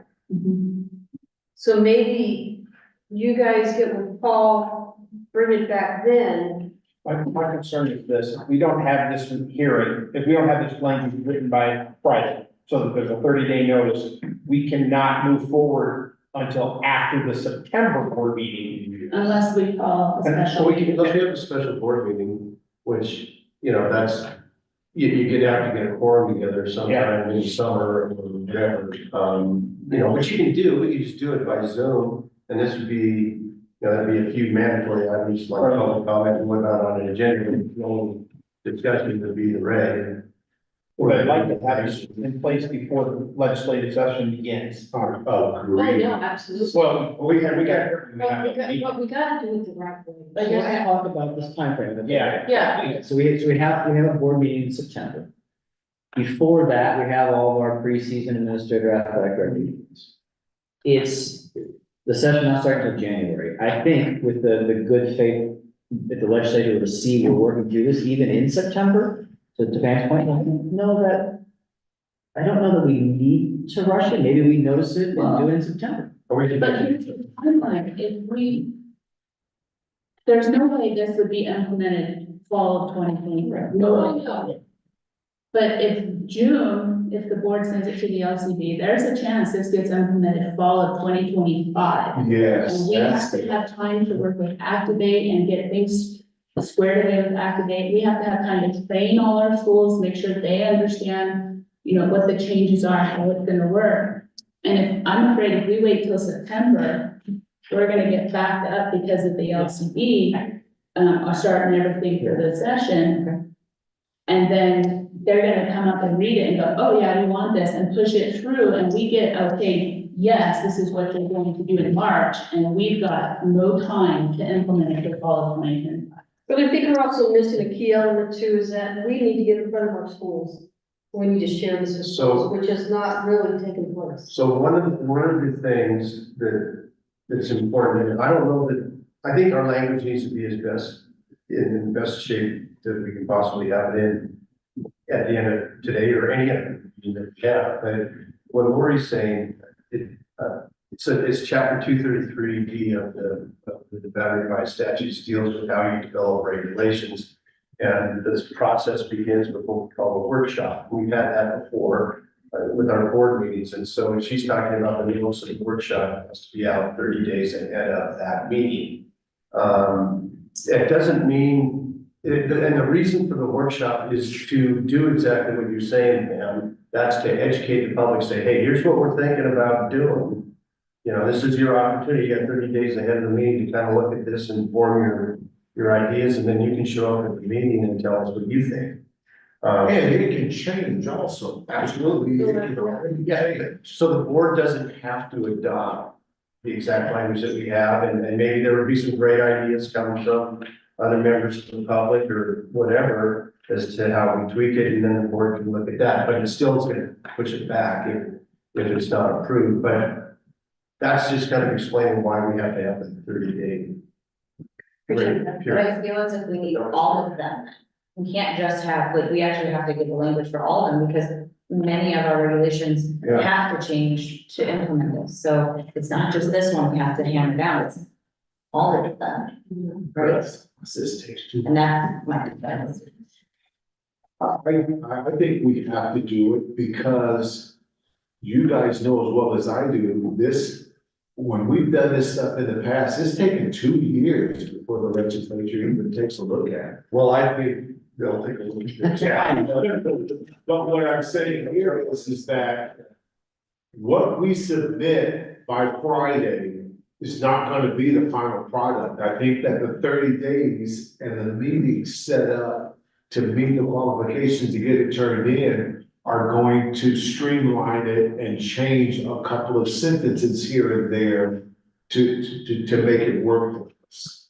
Yeah. But I think if we delay that, all we end up doing is just wasting it. I think we need to go through this and go and see what we can get rid of, what we can amend and get it done and see where they take us. But I want to be proactive with this. If we sit back and wait, I'm thinking that there is a legislator or somebody else that we don't even know about that's coming up with some proposal that models what the damn NCAA is doing. Exactly. And that's what I'm scared of, is that we have another community group out there of parents, of legislators or whatever, doing the same thing we're doing, and they're gonna have something in place by Friday. And that's what scares me. I just wanna make it right. All right. And that's my concern, it has to be done spot on. Well, I don't think we're ever gonna, number one is, I don't think we're ever gonna get it right. But number two is, I do think that we can get it close enough that if we agree this is what we need to turn in, we realize that, number one, we can live with it. Number two, there's gonna be modifications and requests by the legislature. Because, you know, they might come in and say, you know what? This one-time transfer of eligibility is a year-to-yield determination every single year, the 4 years of a kid's career in high school. That's what they might come back and say, absolutely. Lori, did you write So- that? Can I ask you a question? Sure. When you say get it in front of our schools, are you saying like their input on this, or like, I just think statewide, we need to let them know conversation, I mean, oh yeah, I know we have these conversations, I know that a handful of people log in and they're listening as, you know, right now, but, and I know I've reached out to a few people to get to see, you know, because I know a lot of, like, I know in my position, it would be really hard for me to log into this, or really hard, you know, so I reached out to a few people, and I think majority of people, again, we're not gonna please everyone, majority of people are saying, you know, it's coming. The biggest thing is the inequity with, if you have open seats and you don't. And we're never, that's nothing we have control over. That's a that's season. the district. That's a district issue, you know, it's some of the schools are like, we don't have seats, but the school down the street does, they're gonna be able to, and we're not gonna fix that. But other than that, I think from the people that I know, I've talked to, they all know what's coming, either from us or from the legislature. So, but I agree, I don't wanna. But I know that, I can only speak for our district, is that we've had these conversations. We had a conversation over a week ago in one of our meetings, I mean, it's just, this is a big change, big shift. Well, I'm scared to have too much of a conversation with some of our schools because they try to start implementing this now. And that's the truth. And so I had a meeting yesterday regarding eligibility, and I thought about kind of telling them where we're kind of trying to go with this. But if I were to give them that information, they would say, okay, good, we want to do this now with the kid that we have coming here.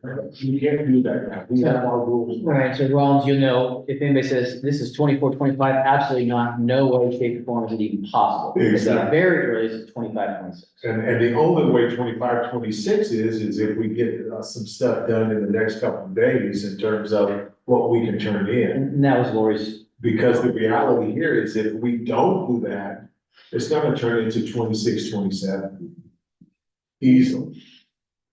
I'm gonna make a motion to send this to the workshop as Paul's written it, what's on the board there. I agree, I think it's I'll second, ready to, it needs to be talked about. I'll second. Can you send that to me? And that's written as the changes he's made today with us. Who did that? Oh, Lori just wrote it. It's on the TV, Rollins. Okay. I can't see that. No, I can't either. I can read my glasses. Let me see. Paul checked it, as he said, so I'm trusting that, he said, I just can't see it. that's why Paul often so you could see it. Yeah, it's- I know that we could get it out. Lori, we know. All right, so we got a motion from Kate, second from Tammy. I'm gonna wait till all comes back. Before we do vote back, so. Yeah, sounds good. Again, you can see the significance of what this is, right? And it all started because I got a few phone calls going, Donnie, you better take action or else. I'm sure, I don't mind saying that on the record. That's kind of how it started. Well, and I agree with what was said. I'd rather us put something through than us get told what to. There's a. Oh, that's gonna happen.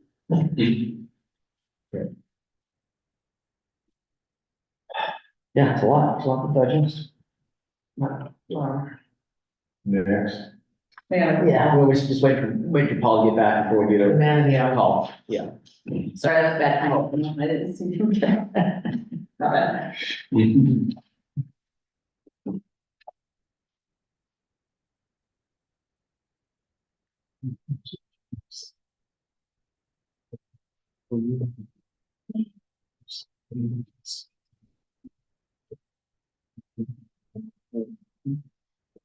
We wanna take a break? Yeah, we got a motion on the floor, we gotta wait. Yeah, since I think, Sorry, I didn't know. Well, it's okay, you should take a break from the motion. Spontaneous. yeah. Because it's some side conversation. Yeah. The money's gonna be dropped off at 11:45, which, and by any time now. Yeah, I'm to be honest with you, Lori, I kept thinking, man, it is, yeah, now you starting, and I keep looking at that clock. Like, we started at 10.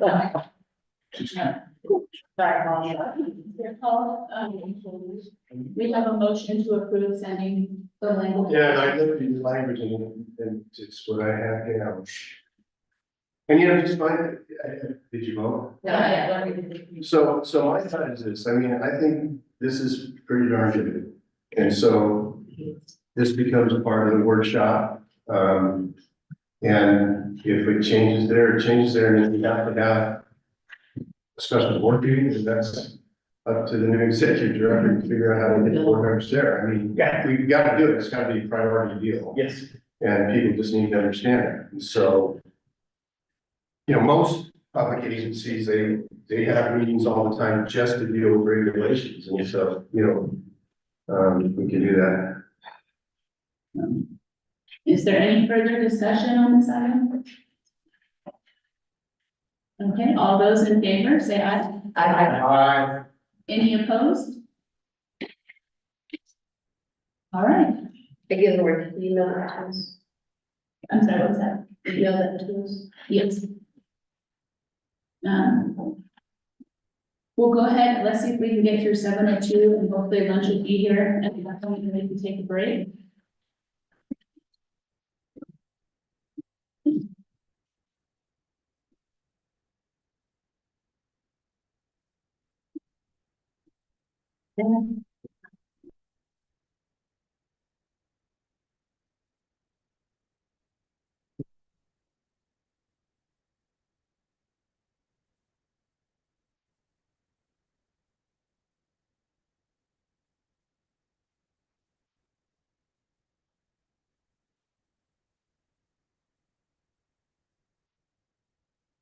So 7:02 was, just cleaning up some language because it was very outdated. And the language included is what we, talked about at our last meeting. So it's, any questions or concerns?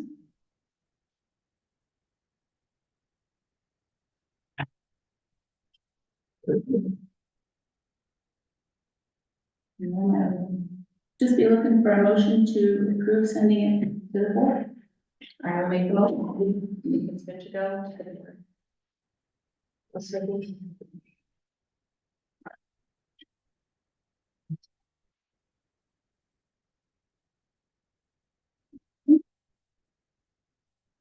Next would be 7:04. Well, you need to take a vote on it. So we have a motion to approve sending 7:02 to the board of control on the second. Is there any further discussion? All those in favor say aye. Aye. Any opposed?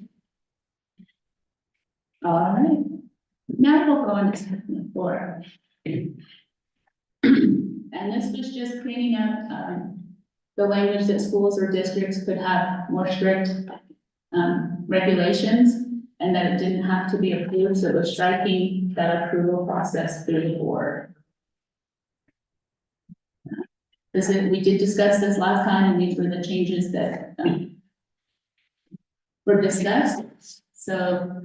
And I think this is absolutely essential in light of the one-time transfer. Is that right? 100% agree. Yes. Because this is what, now since Clark County, you can do whatever you want to, in Washington, you can do what you want to do. Around, you only have so many seats, so you can impose rules, you can't get in it. So, yeah. Okay, I make a motion to approve 704. I'll second.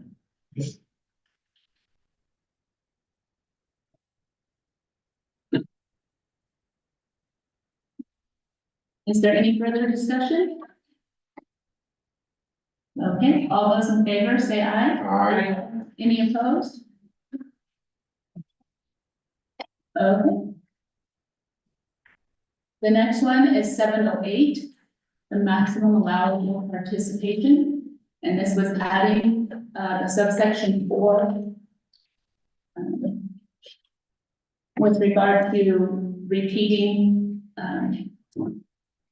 a grade level for any other reason other than academic failure.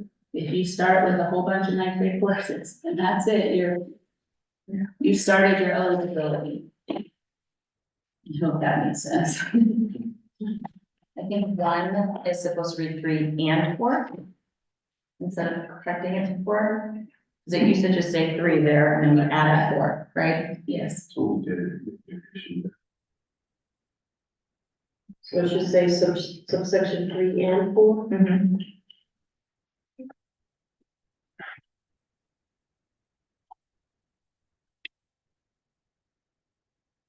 Four. I'm sorry, I'm reading it out on my phone. No, I think you're right, Dwayne. And or 4. Because you couldn't fall under Could both. you fall under both? Yeah. Yeah, and could you fall under one? Not, could you fall under just one? Just one. That's why, Yes. 3 or 4? There's- That's so I great. think it's- So in other words, if you have, you have to be, yeah, okay. You can fall under both. Yeah. Okay, Yeah. so 3 and or 4, I think is the appropriate language, because you could fall under both. How does the legislature ever write like that, and slash or? I mean, we know it wants to. Well, I think it would, the way they provide it would say, except as otherwise provided in subsection 3, yeah, I thought it'd be, I think they would use and or if it's. We've just never done that before. Well, maybe And they it could provide in either subsection for you, see them, you gotta use or anyway. Either or. Oh, yeah. Yeah, either or both that you could say subsection 3 and 4. They'll probably- Let them, we can let them, they can put in the language. Understand that both are relevant. Yeah, so and or I think is the best way for us to go and then let them deal with it as they deal with it. Thank you. Okay, with that said, I'll make a motion that we approve 708 with the additional language of 3 and or 4. Okay, wait, let's see.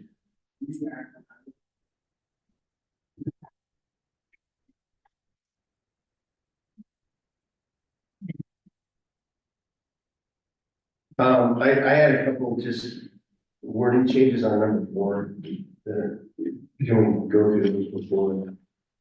Yes. Okay. I was thinking, of just changing,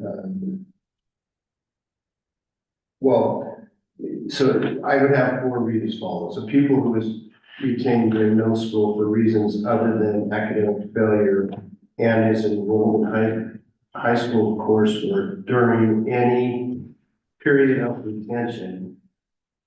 So I put period of and then have retention, strike, period, and will after that, and just put in the word shall. Meaning it's mandatory.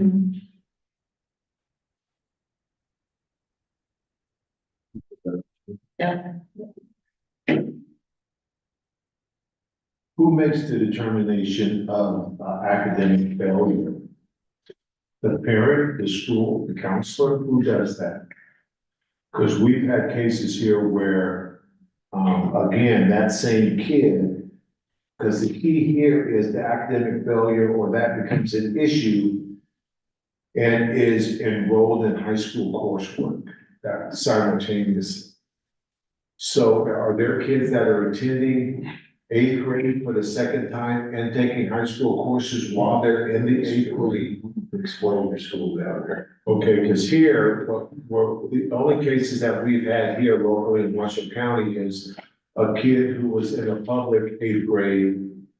Parent decides to pull them back, and that kid just went to private middle school and attended eighth grade all over again, not taking any high school classes. So they just delayed so that doesn't impact that kind of kid, so, but wow. Kate, all the time. Kate deals with that. Yeah, there's a school. They're in high school particularly. Yeah, we have that on. So now let's think about this, right? So at the collegiate level, that just means academic wise, universities, colleges, et cetera, right? We have high school kids who are already starting their academic pursuits at that post-secondary level. And now we have students at the middle school level who are actually trying to get head start in high school. So maybe they want to graduate in 3 years, who knows, right? But it's happening. We would have never thought that you'd get a high school credit before actually starting your first day in the high school building. So obviously, this isn't just kind of one kid, these are a group of kids. Yeah. And the only concern I have with this is that the middle school student who is not retained, and I think that's the key in this, not retained, starting their high school credit, starting algebra 1, Spanish, whatever, just not that smart, could be smart, but if they then retain them, are we going to have any issue with that? Are we, Well, If they continue What's he- taking that routine. Why are they retained? hold on, because what I'm saying here is this, here's what I'm saying. I'm in eighth grade right now, I'm taking algebra and Spanish because I'm smart. My parents then retained me, but I don't take Spanish and algebra in the eighth grade, I take all straight eighth grade classes. They would be okay under this because Okay. they're not taking those courses in the retained year. I think that's why we said in the period of retention. Yes. Do you see where I'm loophole in this? Yeah. Okay, Yeah, and I think Kate's exactly right, if by using the period of retention language in there, that we're catching the kids we want to catch, the ones that are being held back just to redshirt a year. But yet want to. But they can do it. If They- they already have a plan in their heads, they're going to retain, they technically could take in that first year of eighth grade. However, the maximum that they can take in, I would assume, most districts and schools would be like algebra and Spanish. Right. Because they still have to take their science and their English credit, that's eighth grade. correct. So what we were seeing is kids that were getting retained and then taking math, English, Spanish, biology, and they had a full year of ninth grade done. So the maximum they're gonna take is the same as any eighth grade student, which is those 2 courses. So I just wanted That's to. a good point though, I mean, I because just wanted- they're gonna loophole it no Yeah. matter what. Yeah. Jackson? Yes. I have been quite if you did that, what you were saying, would those courses then still transfer to? That would be a question for a counselor. That is. Yes. That's a question we need to. I think yes, because computers, they take computers and get high school credit in like 6th grade. Yeah. Yeah, it doesn't matter when you take it, if you pass it. It's on your high school transcript. Yeah. So, Okay. do you want to amend your? Yep. I will pull my, We never had a second, right? No, yeah. well, the second, yeah. I will amend, my motion. The first part will still read for section number 1 and 3, with the addition of 3 and/or 4. And section number 4 will read if people who retain during middle school for the reason other than academic failure and is enrolled in high school coursework during any period, we are adding period of retention, striking out period will and add shall be considered as starting the 8th consecutive semester of eligibility. And I'll second that. Repeat that. Any further discussion? All right, all those in favor say aye. Aye. Any opposed?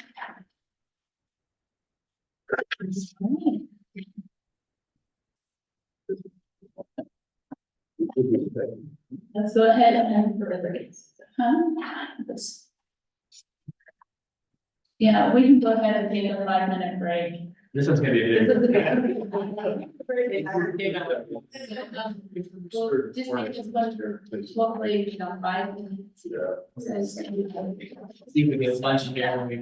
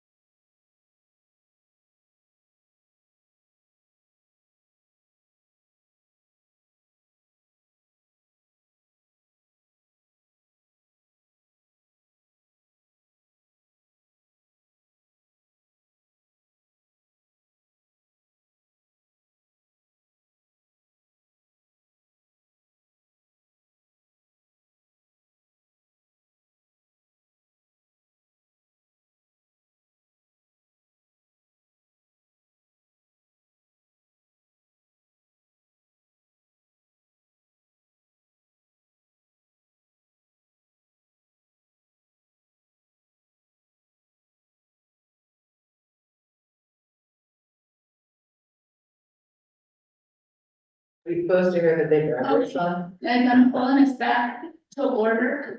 Park bench. So we're gonna go back to, 385B.710.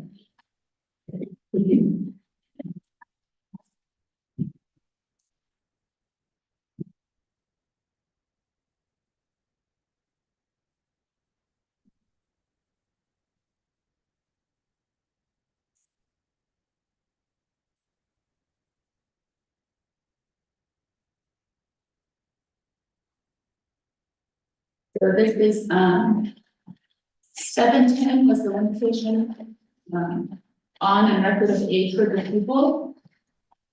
At our last meeting, we talked about different scenarios for 20th or 19th birthday. But there seemed to be consensus on just striking number 2, altogether. And before we get into discussion, Donnie, will you please read the public comments, and I will time in. I'm gonna do the timing. I'm gonna turn it over to my esteemed colleague here, Mr. Joe Wood, to read the public comments. So I've got a wonderful old fashioned running stopwatch. And so, page 15, Mr. Wood, first comment, go ahead, please. This is from Lily Palava, who's dear NIAA board members. I'm writing this letter to express my deep concern regarding the change to the age cutoff for high school sports from 20 years of age to 19 years of age. We have raised 5 children based on being a student athlete. After thoughtful consideration and assessment of our 2 oldest children, we decided to reclass our 2 middle children. The basis of our decision was to allow them to mature, develop their mindsets, grow their skill set, and expand their faith. At the time of our decision, their cognitive, social, and emotional skills were not as developed as their peers. We witnessed a substantial growth in our children's maturity and spirituality, confidence, and mental health. They did not feel left behind academically or athletically. Athletics is a community support system that fosters confidence and growth. As parents, we have the right to make decisions in the best interest of our children. We decided to reclass our last child because of the same reason as his older siblings. We believe our son can benefit from the same opportunities. The notion of not being able to participate because of reclassing would have significant impact on his future. He would like to further his education and play at the collegiate level. The decision was not athletically driven. Should this rule pass, it will affect our son from playing sports senior year of high school. This in turn will hinder his college opportunities going forward. We believe our decision to reclass our son will benefit him in all aspects of life. We want to give our children the best opportunities to mature, be well-rounded individuals, and become productive citizens that can thrive in the world we live in today. Please read my letter aloud during public comment on the meeting being held on May 1st, 2024. Thank you for your time. We'll wait for that. Thank you, Mr. Wood. We'll switch over to page 16. I'll reset the timer there. Are you okay? Yeah. Okay. All right, go ahead, please. From Caitlin Pisago, dear NIAA, I'm writing regarding my deep concern about the proposed change to the age limitation for high school sports. Currently, the rule states you cannot be 20 years old and participate in athletics. However, if passed, the rule change would not allow a 19-year-old to participate. I find this proposed change deeply concerning. Please note 19 is only 1 year older than the traditional 18-year-old senior. I believe such a change will have an adverse effect on our children's mental health and development while infringing on a parent's right to make the best decisions possible for her children. During COVID, our children were sent home to learn online. Academic standards were adjusted to help students meet goals. All athletics were suspended along with many additional negative effects. They are still recuperating from till this day. While my child may not have been retained academically, it does not mean they did not struggle in numerous factors. As a parent, we can see the difference in our children pre-COVID to post-COVID academically, socially, and emotionally. They lost an entire year and a half. Therefore, we believe allowing our children an extra year will provide the opportunity to further grow their social, emotional, and cognitive skills. It would be premature to change the rule that will penalize these students from participating in sports their senior year while they are still rebounding from these negative effects. Furthermore, it is imperative to recognize the importance of mental health and well-being. While this may not be a current threat to our children, there is a reason that suicide is the second leading cause of death among teens and young adults, including NCAA athletes. There is something that is that we, as a society, are missing. I mention this to emphasize that the decision to reclass is not necessarily athletically driven for all involved. Graduating from high school at an older age allows our children more time to develop and mature while doing so in a safe and loving environment. This will support our children not just to survive these past few years, but to thrive while doing so. Being able to manage emotions and handle stress is just as important as academic intelligence. All students, regardless of any public status, should have the same opportunity to participate in high school athletics. Athletics is essential to a teenager's development and provides countless benefits for their overall well-being. In conclusion, I respectfully request that the NIAA dismiss the proposed change to the age cutoff for high school sports.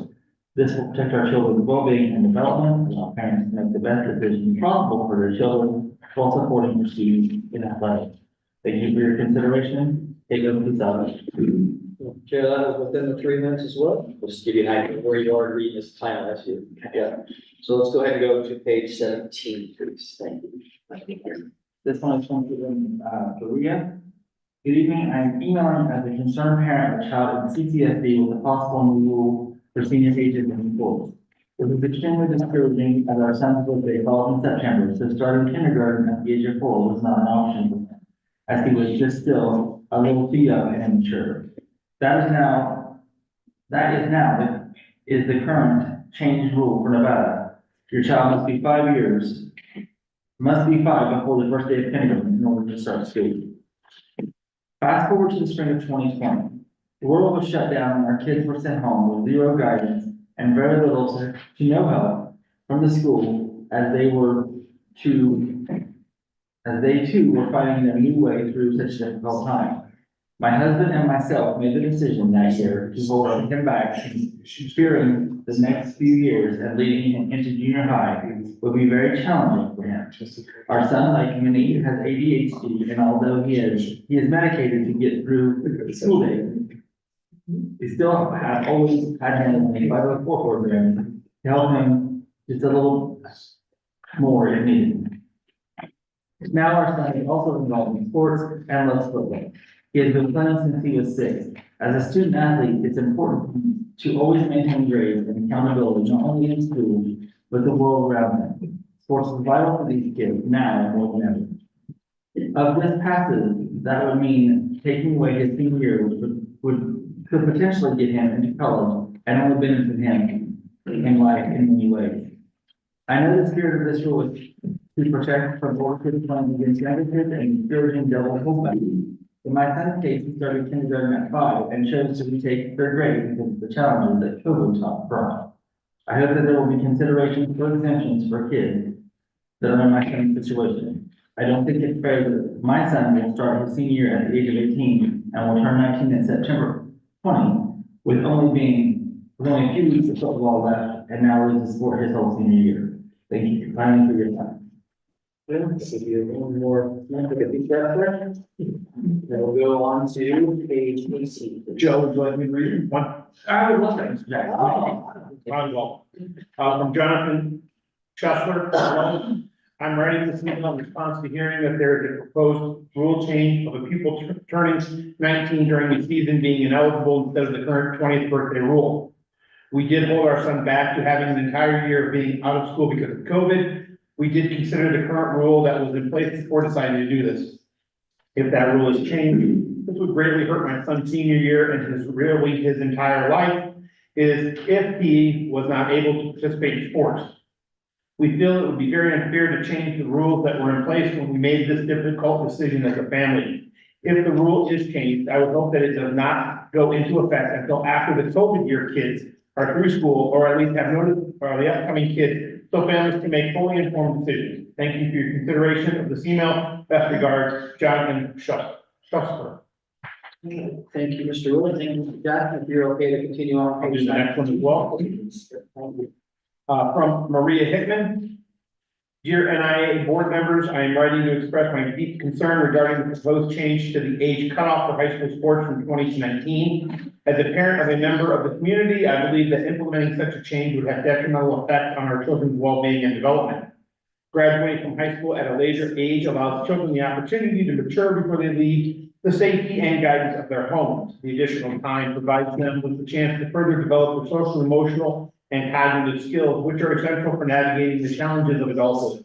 By participating in high school sports during this extended period, students not only benefit physically, but also learn valuable life lessons such as teamwork, discipline, and perseverance. Furthermore, it is crucial to recognize that parents have the right to make decisions that they believe are in the best interest of their children.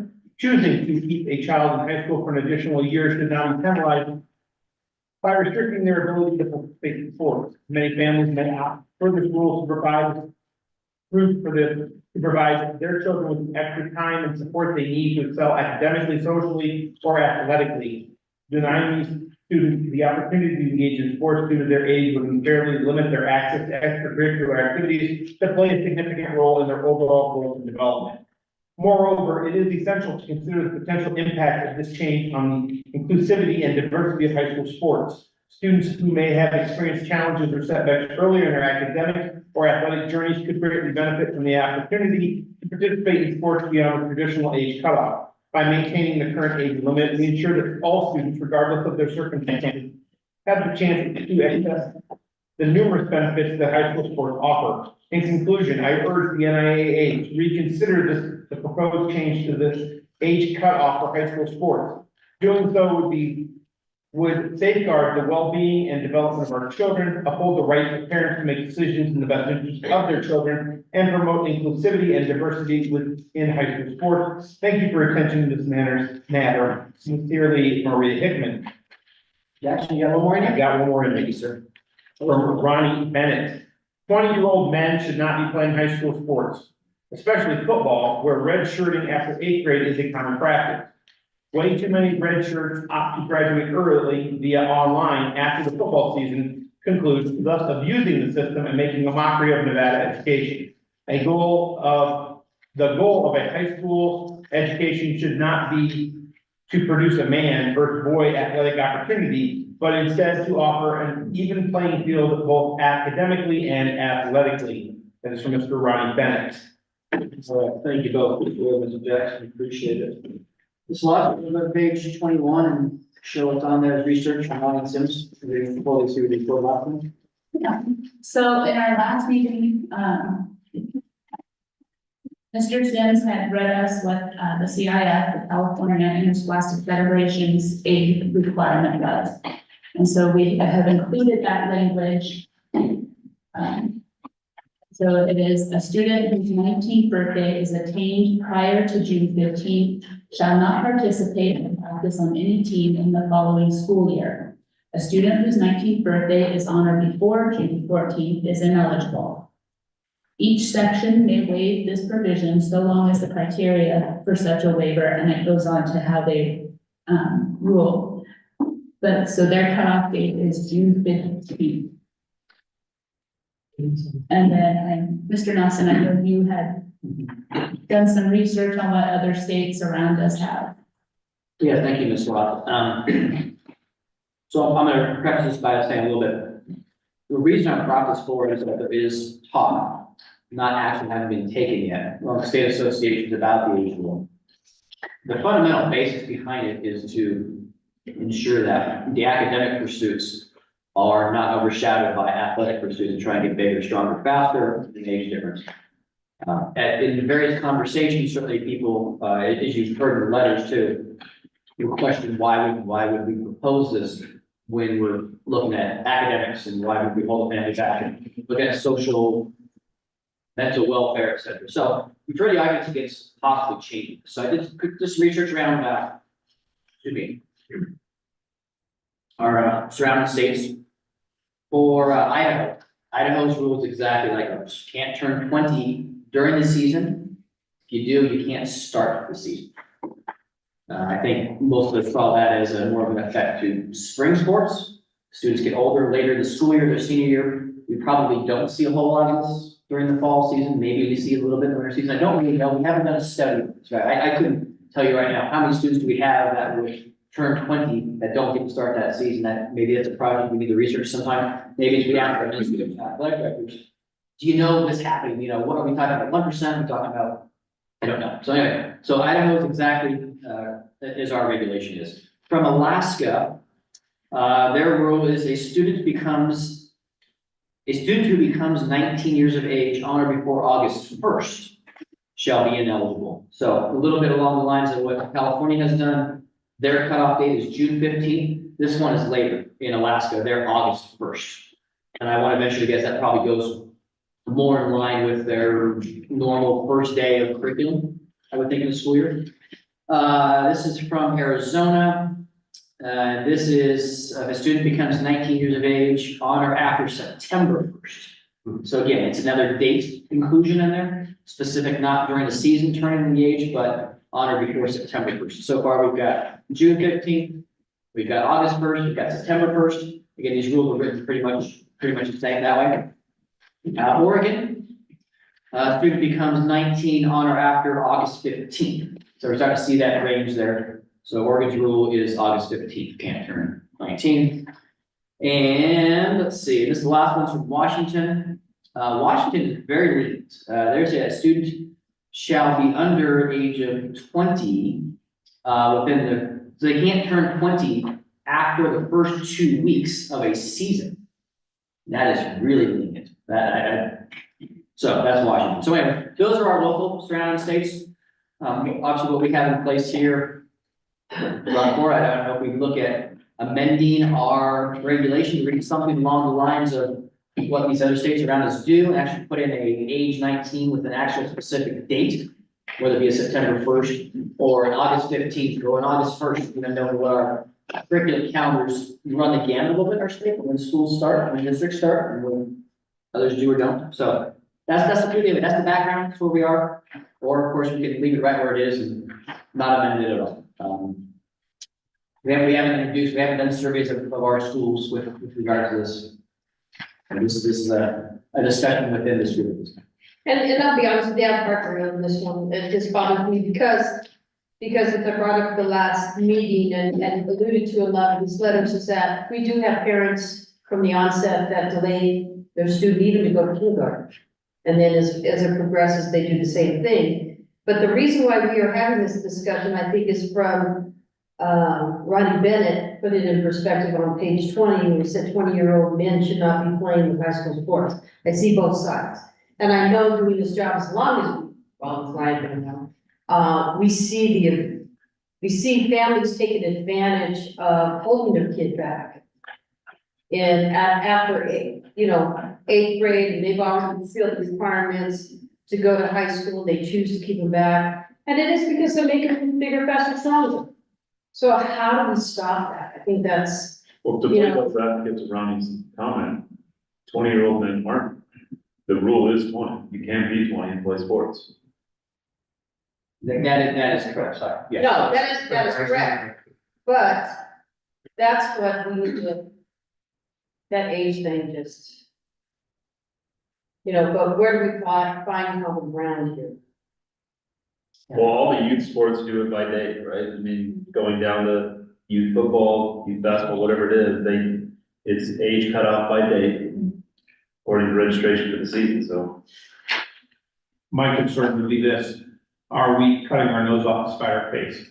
How many kids are really falling under we were kept back for bigger, faster, stronger, as opposed to I was retained in kindergarten because I wasn't academically prepared for first grade.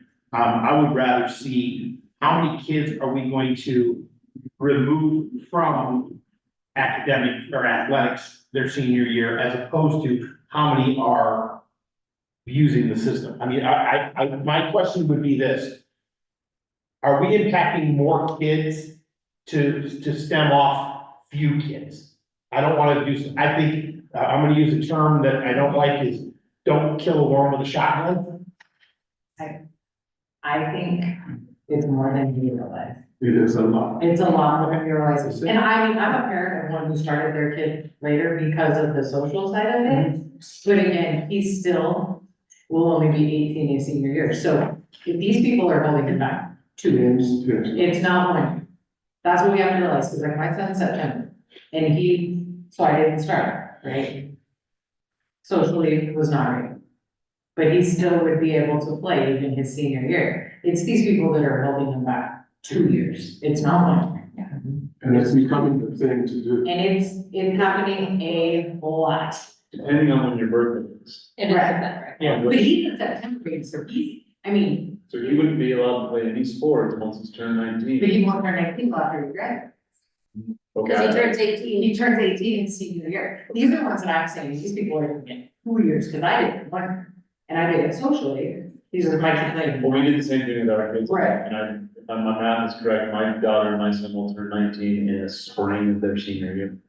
Right, but if we put a date in, Right. then they'll still be fine, Yeah, right? yes, As it is written right If it's now. written as is, correct. They I don't can think get it should be playing spring expressed. sports. Personally, I think we should definitely figure out a date in front of the change. Yeah. So I'm just saying, I don't think it's necessarily all these people who do it 2 years. 'Cause we only held our kid back 1 year, and they'll turn 19 their senior year, in the spring of their senior year. Yeah. But see, it's situations like this, that we can't Right. But if penalize it's the a date, kids. I Yeah, think turning on 19 after your senior year, it's the kids that are.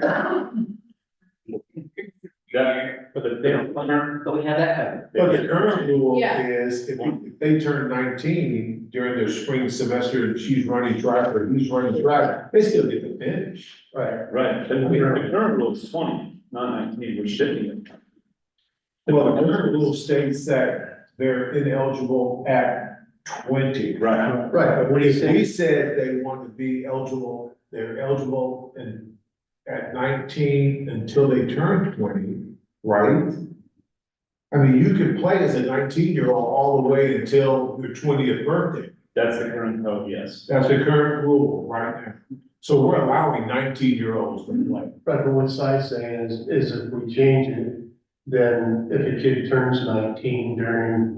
That year, they're done. They can't play. Like- I agree. I just wanted the clarification because, one of the things, I wish we knew what those numbers were like. I wish we had, because I do feel a little bit for the COVID family in this since 2020, 21, that impacted some kids with regards to attendance and social and emotional issues. I understand that. Is there a way that if there's a flavor, I don't know, if there's a flavor of doing this, that we don't start it until, that to use that COVID time period as a start and let those kids finish up who was. Where would you draw the line? I don't know. Because anybody. Well, I know the NCAA is still giving college kids one more, this is their last year. This is their last year of eligibility of doing that, so they did give the college kids one more Because year. this year's seniors were freshmen. Yes, so We're talking I 10 would years. say that, pardon We're me? talking 10 years though, you gotta go all the way back to kindergarten. I think Because people are gonna say, oh, in first grade, they were affected by COVID. Right, We can't keep using COVID as. Yeah, I guess so. But it would be interesting to see, I mean, we're trying to make a decision, are we making this decision based on 25 kids in the state? Are we making this decision for 293 kids in the state? we don't have those. It would be, don't have it would be interesting to see, because I wholeheartedly believe being in the schools and seeing it, I think we have more abusing it. abusing it, can I ask a clarifying question? Abusing it how? Holding them back twice? Like, they're already covered by the current standard. Depending on the. Correct. And we cannot adjust based on birthday like that, in that situation. So the current standard addresses the 2-time holdback. So if you were held back as a kindergartner, and you did kindergarten twice, and then your parents decided to hold you back in 8th grade, you would age out naturally under our current regulation. So the only time that would really ever impact a student is someone who would have at least an 8-year gain to know that the regulation is in place. So that the 8th grade decision would be made from a place of knowledge. Understand. Right, but by changing it to 19, we then go back and impact that kindergarten decision. but I still think it's worth a conversation to look at doing like a summer date for 19, because that doesn't actually change what we're doing, they still get that additional year, and it still protects the second year, but then it makes it more equitable, whereas now we have, like, if your birthday is later, you miss out on the spring, but you got to play fall. At least if we have a cutoff date, they either can play sports their senior year or can't play sports for that year, whatever year that they turn. Yeah. So I think it's still worth a conversation to say, if we change it to 19 in the summer, it's the same as it is now, with a little bit more equity with the difference of sports, fall, winter, and spring. Does that make sense? So you're saying a student who was held back as a kindergartner that turns 19 during the summer of before their senior year is They're ineligible? And they would, oh, with depending on the date, right? Right. So they would never enter their senior year with eligibility? Or are you saying if they finish the school year and have turned 19 by July 1st, then they're ineligible? Are you, does the ineligibility come before your 19th birthday or after your 19th birthday? I think that's what we'd have to, Yeah. I can't think of it, but what I'm trying to say is if you, in your whole, like, let's just say the junior year, right? In your whole junior year of school, if you are not turning 19 during that school year, then you're good, because you won't be turning 20 in that school year either, so then you get like, does that make sense? But that's the current regulation. Regulation. It's as long as you're 19 during the school year, 100%. you're eligible. Right. As soon as you turn 20 during the school You're done. year, you're ineligible. So really, our rule states right now that you can play high school sports all the way up until you're 20 years old. I think where people have a problem with it, and where they start to split hairs is, I'm 19 and my entire football season, and then I turned 20 December 1st, and people feel like, well, you were basically 20 playing football, and it's like, well, maybe, but you weren't. I mean, you can say that, but they weren't. And, you know, I think too, the way the youth sports works it, and California has clearly adopted that rule, I'm not sure if there's a typo in there or not, but It doesn't make sense. but anyway, it's always after the date. If you turn the age after the date, you're okay. It's before the date that you're not okay. So if you're 14 before September 1st, you're not eligible for 14U. If you're 14 after September 1st, you're eligible for 14U. Because it's essentially what you're avoiding then is any kid 14 before September 1st has the potential to turn 15 during their 14U season, and that makes the kid ineligible for 14U. And so that's how youth sports have always done it. California, it looks like they're kind of adopting something similar. And so we would essentially be saying high school sports are 19U. And if you're turning 20 after a certain date, you're not eligible for 19U. Right.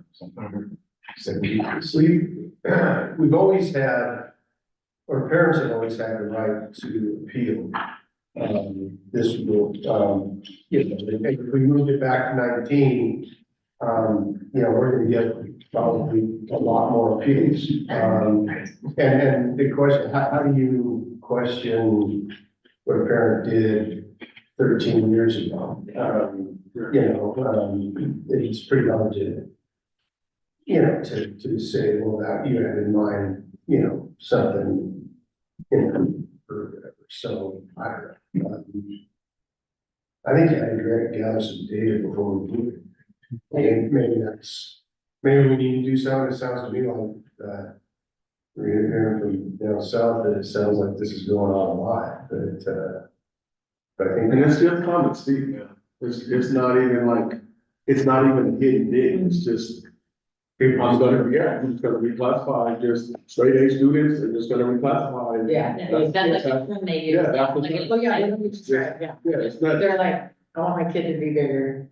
So like in terms of people are saying, what are the numbers? What would you say in Southern Nevada, the numbers are? Ones that came to my desk, because I did get a bunch that I noticed reclassified that would fall under this. It's a pretty small number, but I had about, like 75 or 80 that were. That's not small. I mean, and the grand scheme. In the grand scheme of all the kids, Of those that came to your desk, how many of them would have turned 20? I didn't look at age. That's where I think you need to look. How many of those kids who have reclassified would have turned? I don't think we have Not that many. many. Not many. Not I don't think we have that many 20-year-olds coming close to playing. I don't think that number is that I high? don't think we have as many right now. I think it's coming. I think it's coming. Yeah, and I'll tell you, in all my years of getting done this law, I've never had an appeal based on it. Never in my career. Because it is 20. And because, yeah, so it's No, no. technically 2 years, and most people are doing.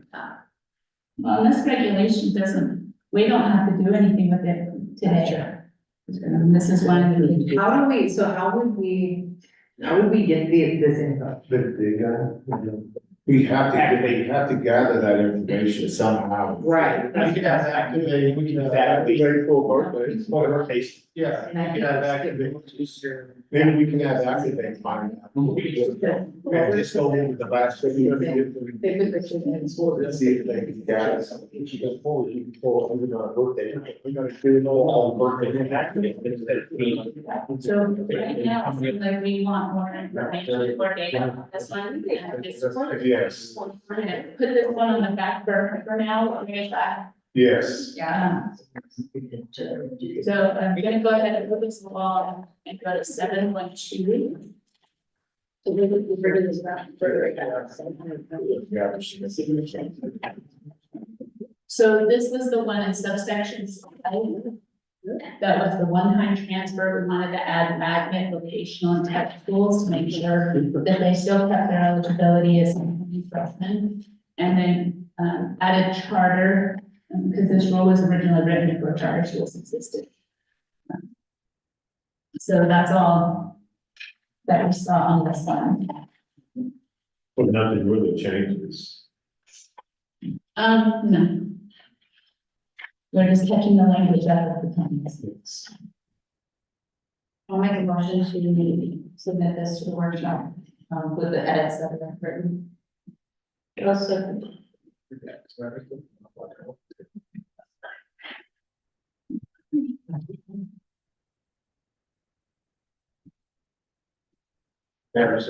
yes. Any further discussion? Okay, all those in favor, say aye. Aye. Any opposed? All right, that made it easy. So next we'll go to 7.14. And this may be one that we want to kind of bring back as well. This is the one we wanted to keep some language that we have.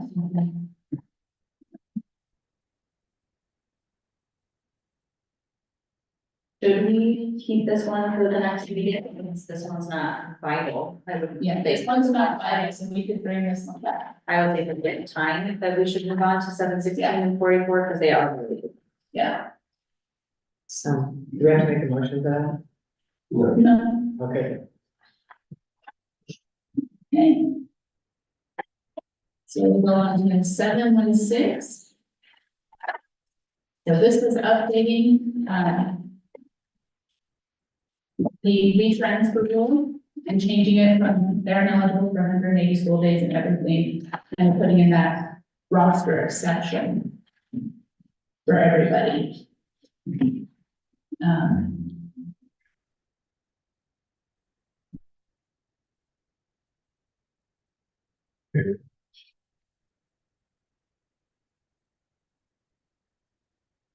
And this matches what our one time. Conjunction with that.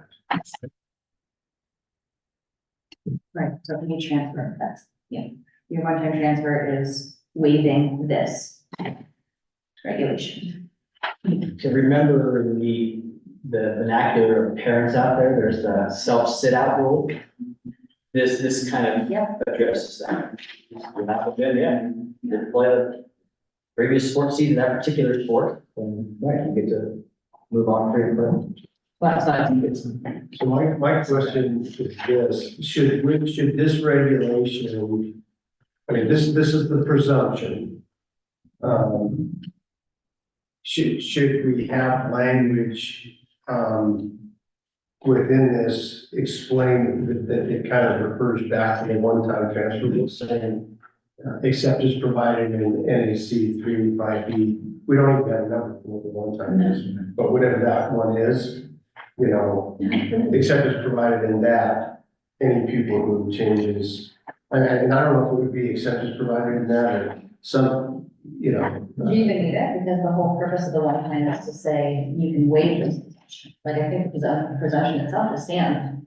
Do you really need to address the one time transfer? Maybe not, yeah, maybe you should say it that way.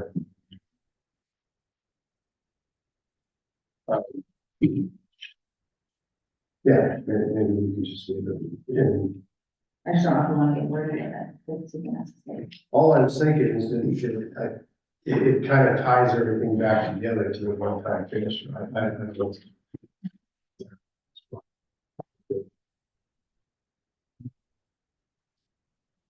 So would that be kind of after the last 180 school days? Or put it up?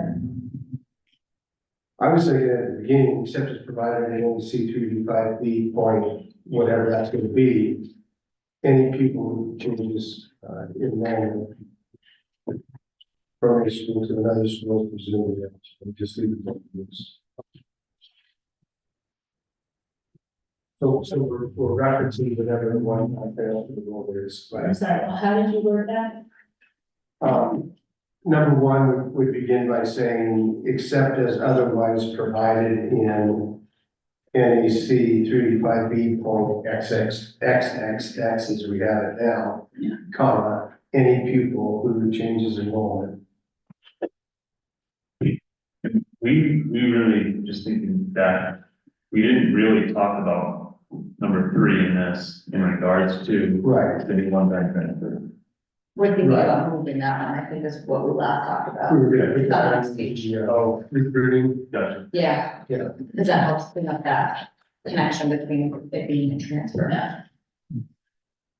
So, yeah, leaving what would be the new 3, on the next page. Wasn't quite sure where it would fit. So I kind of did 2, adding that language to 342. Or just adding it as a separate regulation that would go with recruiting.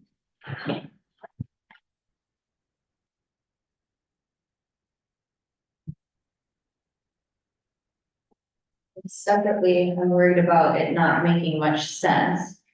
Because now it just says participation of a pupil in a sport, right? So now you're saying a pupil is presumed ineligible to participate in sport if they participated with anybody affiliated with school. So it doesn't connect it to being, It's gotta connect to The a transfer. It has to connect to a transfer. That's what I put on page 26 where you had option B. Yeah. I just had a note saying this needs language to delineate, it applies to transfers. but not even transfers, enrollment at a school for the first time. Yeah, exactly. Because that's what To we want. use the consistent, I want to make sure we get them, the later ones too, not just that question. Right, so anybody enrolling at a school for the first time, that works because that's the language That'll that cover we're using with the one-time transfer, so it should be consistent with that. So on option B, going a pupil who is enrolling at a school for the first time. Yeah, people who enrolls for the first time in a school is presumed ineligible. That's how I.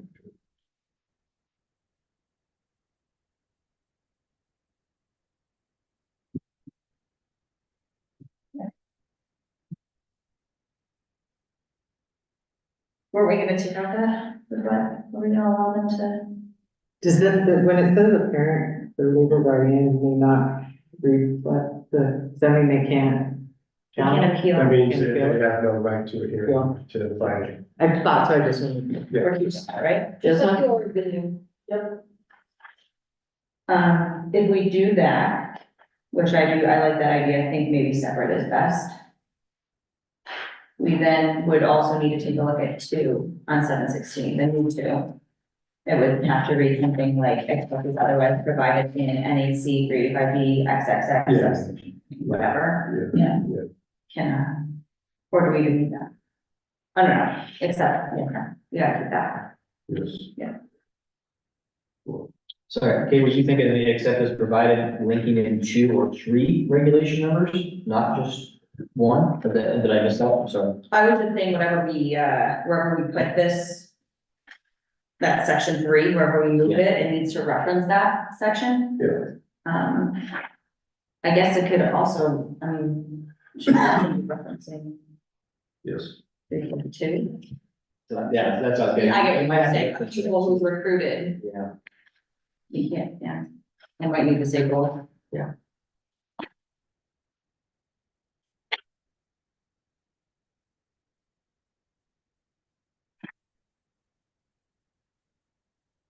I'm gonna need a little bit more explanation on option A and option B. I'm not totally sure what we're talking about there. So if we put the language, take section, the new 3, and put it with recruiting. Option A would be adding it as a subsection to, 342. And option B would be making it a whole new regulation instead, but within recruiting. Okay. So are they both saying the same thing? I think I like it by itself because 5, if we add it to 5, then we're running into the risk of it not catching freshmen. Because 716 doesn't, it's really about transfers, and 744 is just about not being in the zone. So we're not catching any charter for the first time at a school, covers every single student, whether they're a transfer or a ninth grader. In every school, every type of school. So then everyone's on an even playing field. So that's the difference between that. Okay. I like. What did she say? So going with option B, we would be striking out subsection 3 On 7. on 776. And then what would be this new subsection 2, changing the first, except as otherwise provided in, and it will refer to NAC 385B dot whatever number is assigned to it. Instead of the subsection 3. Okay. And just for clarification, what is that saying? It's saying that participation of the pupil in a sanctioned sport is prohibited if what? If you receive instruction from someone associated to your school before you decide to enroll at that school. So like before they put in their application for Faith Lutheran, they have been coached by your football coach in a 14U, program or something. And then they decide to then sign up for Faith, they would be in violation of this because they're following the coach to your school. Okay, what about like camps, things like that? Falls under any instruction? Okay. The presumption becomes that you can't recruit. That's the purpose of the thing, and so. I understand what you're concerned, I mean, it's just like a single camp or something, the kid happens to go to. That coach is putting on for a kid in Las Vegas Valley, and then that's a little harsh. So are we including that or not? But if it's a team camp. Well, I don't know, I mean, what this used to really just deal with was primarily kids who were playing on club teams, coaches who coach at a particular school, ending up going to that school when they're not zoned for that, or. If you have students, because you guys do your application process fairly early and they know if they're accepted. So if they know they're accepted and they're gonna go to camps with the football teams, that's not what it's talking about. Yeah, but Give an example of what you're saying. so we run a youth football camp every summer, through next level. And we have kids from all over the valley come to our youth football camps. What age group? Is it including 8th graders? 4th, 5th, 6th, Yes, that's good. 7th. I think it has to be case by case on this, because I know what you're talking about here too, because we ran a basketball camp at Durango, and they were 4th, 5th, and 6th graders, then we don't see them until the 9th grade. Technically, did they receive any instruction? Year. I'm saying, it's a very bad example, but I think there are examples out there that we may have to look at a little bit more. I think the intent of this regulation is to stem the club, sport, and that would have, there have to be some kind of backing on that, like.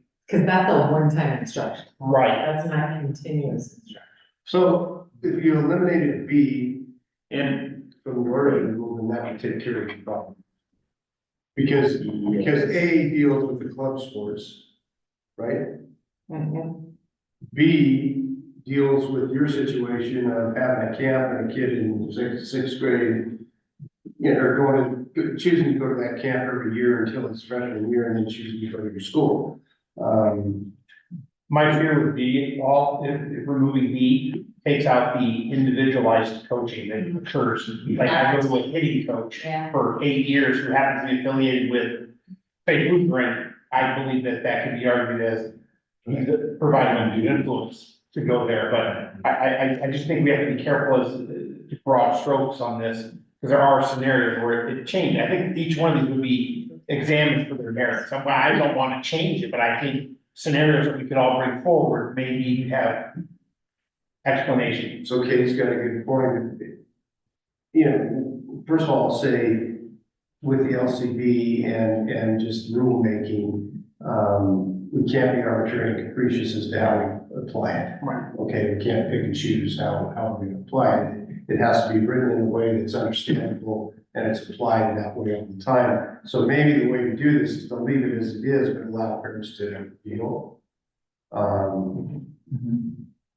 You know, Because then they could say it was a one-time camp, yeah, and then we could say that would fall under, okay, that's not a continued.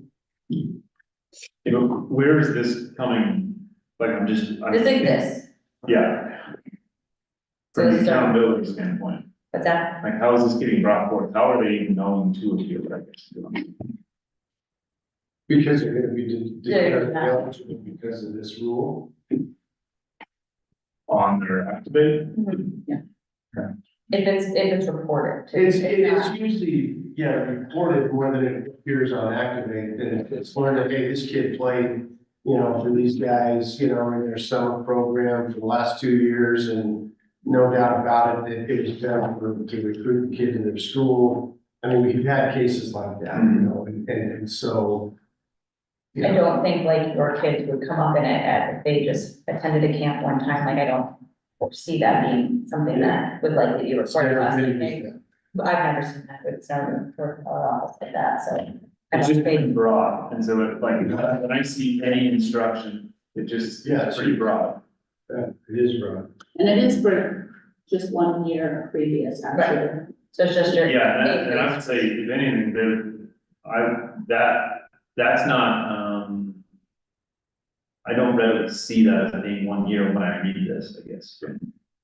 But this is a separate thing, this is already in there. That's the 342, the bottom of the file. Yeah, so it'd be the top section, if you're looking at, Oh, she missed it. it does say if the people transfer to middle school within 1 year after the PK. So So do does we it- need to put that down in option B, if we're gonna choose option B, that same language? should be Yes. there, shouldn't it? Yeah, I would agree, yeah. Yeah. So sign- Because that helps a lot when you're. As high school coaches, you have these camps for the greater good of the community, and our benevolence in that, you're fine with this and this. Yeah, and as far as I understand it, there's no rising activators at those camps, if that makes sense. That's actually good to know. You know what I mean? Like, it's not, I wasn't fully aware of it.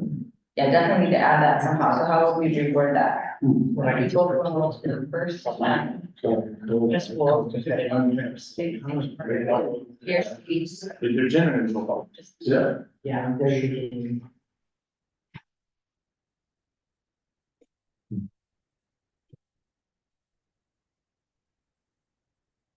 Within. Actually, she can find 180 surveys instead of 100. If, or you say, if within 1 year of enrollment in the school. Yeah, either one is the same thing. So people who enrolls for the first time in the school, who are ineligible to participate in a sanctioned sport for 180 school days, if he or she, comma, within 1 year of enrollment at the school, Yes. has participated or received any football, does that make sense?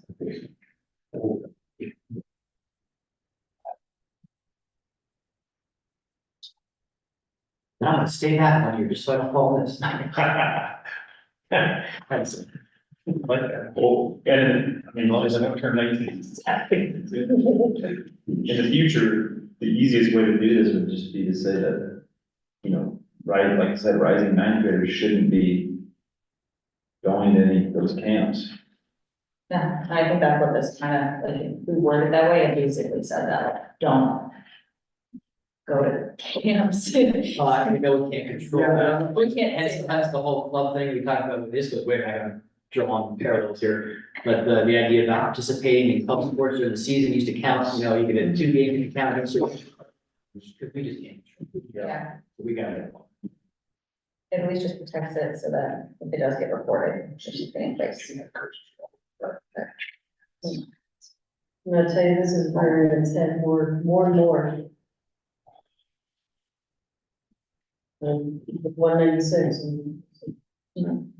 So, Right. could it be done kind of two motions, or could it be really one? Well, I think what you should do is just, move to, approve 385B716 as written with the elimination of subsection 3. And that is one of the, and then And then just a two separate. pick option A or B is you know, either be a new regulation if it's option B, or an amendment to 385B42 if it's option A.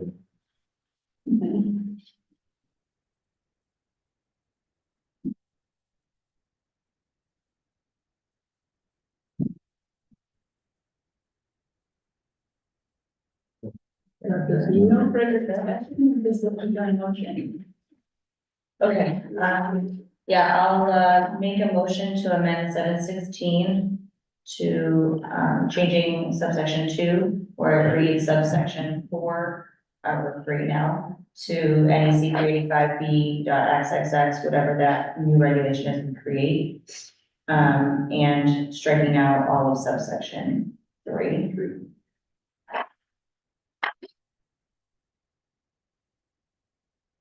Are you also, I thought we were going to strike out number 2 on option B. We're gonna, That is, that's gonna be a second. We're getting rid of all. so at this point, it's just 716 elimination of 3. Correct. I'll second that motion.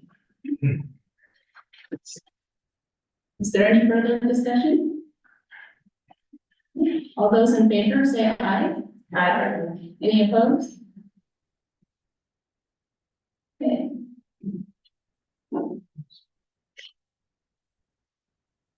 And then with removing subsection 3, how do we want to get that?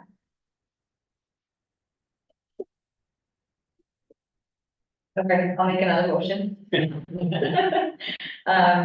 To create a new regulation that incorporates the language from subsection 3 of 716 to read as follows, subsection 1, a pupil who enrolls for the first time in a school is presumed ineligible to participate in a sanctioned sport on 180 school days, comma, if he or she, comma, within 1 year of his or her enrollment at the school has, colon, and then A and B as written, and then striking out 2, so that the family can appeal. I'll second it. You said strike out 2, Subsection 2. but yeah.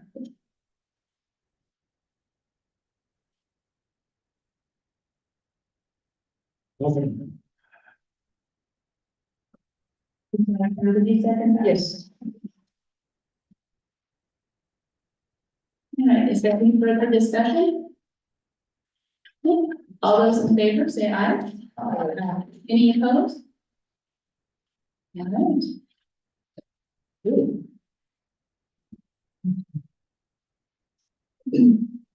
So now we would be going to 720.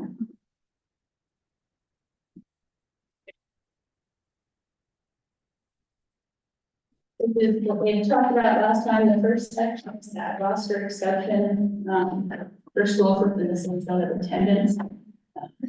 We would deleting that, simply apply that to all transfers with the approved 716. And then last meeting, we talked about subsections 2 and 3 being removed and added to the rezoning regulation, which I believe was 736, which we have coming up as well.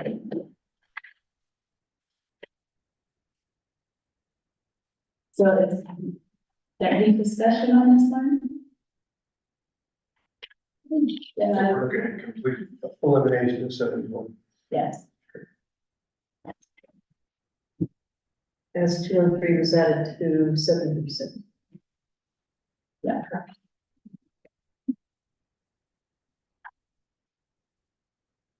Just need a motion. All right, I make the motion to delete NAC 385B.720, the understanding that 2 and 3 has been added to future discussion of 736.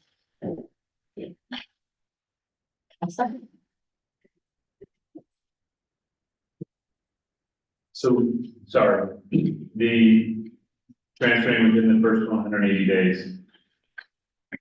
That rule is also under the potential one then. Let's say that again. So if I transfer spring semester, am I able to use my one-time transfer, or is it within 180 days and then No, that's gone. 180 days, that's gone.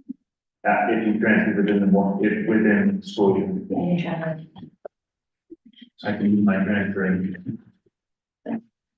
That would be interesting to see how that plays out. Right, so I can play football for one school and play baseball for another school and same. Okay. Just in case. If that's one. To do it once. If that's one. You want me to guess? Is there any further discussion? Okay, all those in favor say aye. Aye. Any opposed?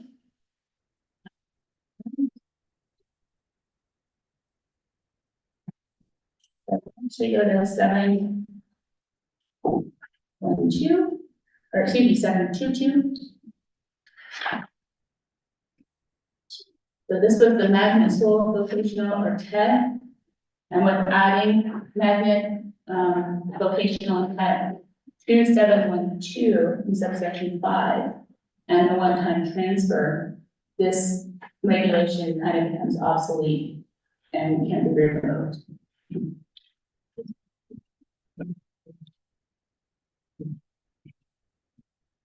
Any discussion on this one? Okay, we just need a motion. I'll make a motion to remove 722. I'll second.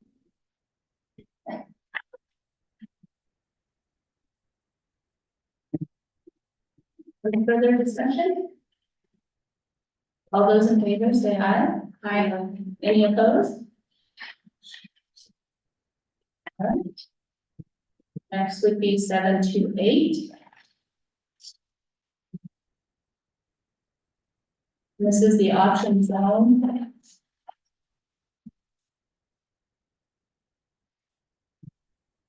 Thank you, Roland. Thank you. I did, this is the same option zone schools don't exist anymore. With what our districts have been, doing. So this one could, potentially be completely removed.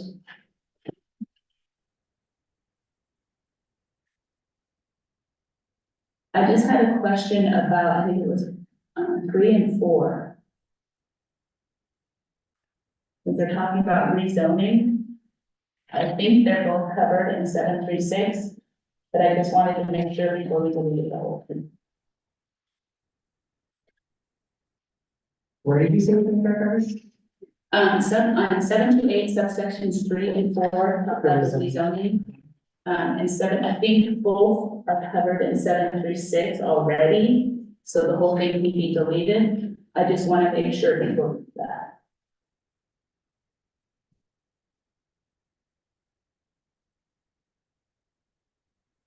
You're talking about the new portion of 736, the under 5? Yeah, or 7, yeah, well, 728 and 736, yeah.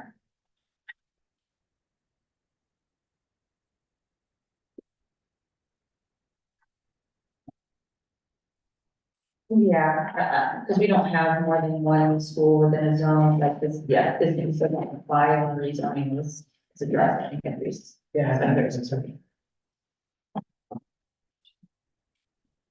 And then we just need a motion on 728.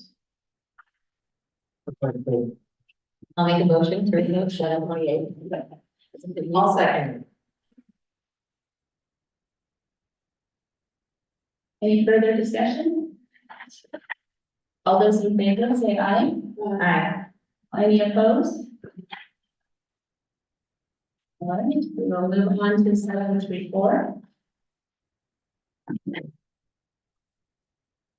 Which is the homeschool. And this would be recommended, removing subsection 3. And during our discussions at our last meeting, a lot of this stems from, especially with the one-time transfer and the rules that homeschool students are getting an advantage. But the one-time transfer would apply to them as well. So if they were at, say, Durango, zone for Durango, and then decided to withdraw, of course, they'd stay eligible for Durango. If they were at Durango, but zone for Legacy, when they withdrew and went to homeschool, they would have the option to exercise their one-time transfer and stay at Durango. So they wouldn't be losing out on any eligibility.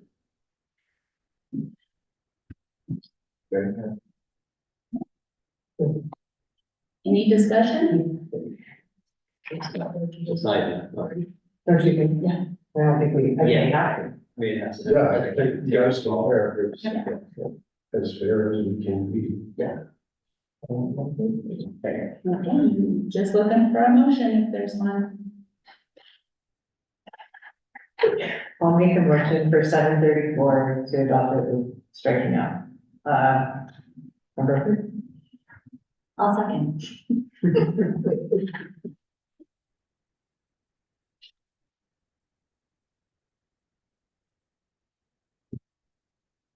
Any further discussion?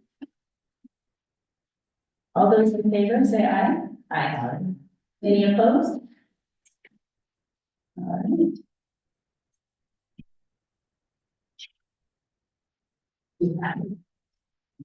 And that would be 736. Which is the rezoning. So taking the zoning information from 720 and incorporating it into 736. We changed the title since those two subsections did not apply to just siblings, it was pupils. And Paul, I believe on subsection 1E at the end, you had recommended adding public school. Yeah. With the new transfer regulation, looking at subset 3. If the younger child transfers to another school after making the initial choice of a school, he or she is ineligible for, does that need to go away now?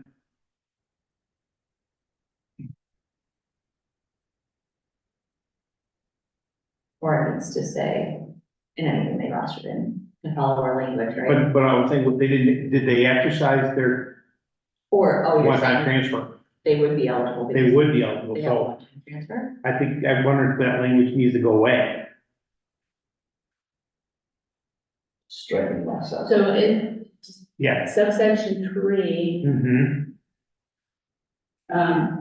I think it needs to say that. if I understand this one, this is the one where if older son or they start at one school with the older child, the zones change, Mhm. older child can stay there, the younger sibling can go there too when they get to ninth grade. This is already first, but the young already who is enrolled in high school, that's where I'm wondering.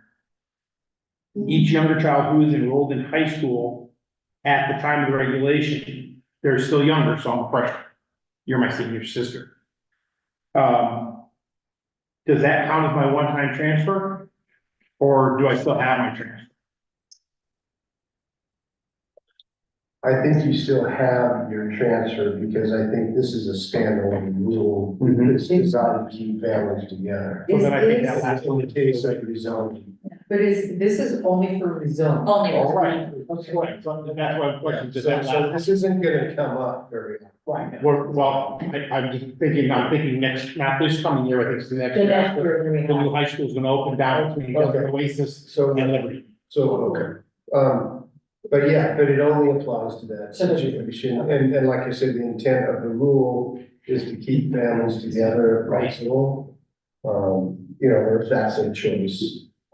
So I would say, no, it's not using a one-time transfer, But but the language should read like all of our transfers, which 716 says that they would be ineligible in any sport that they've lost in the past 180 days, then they can utilize their one-time transfer.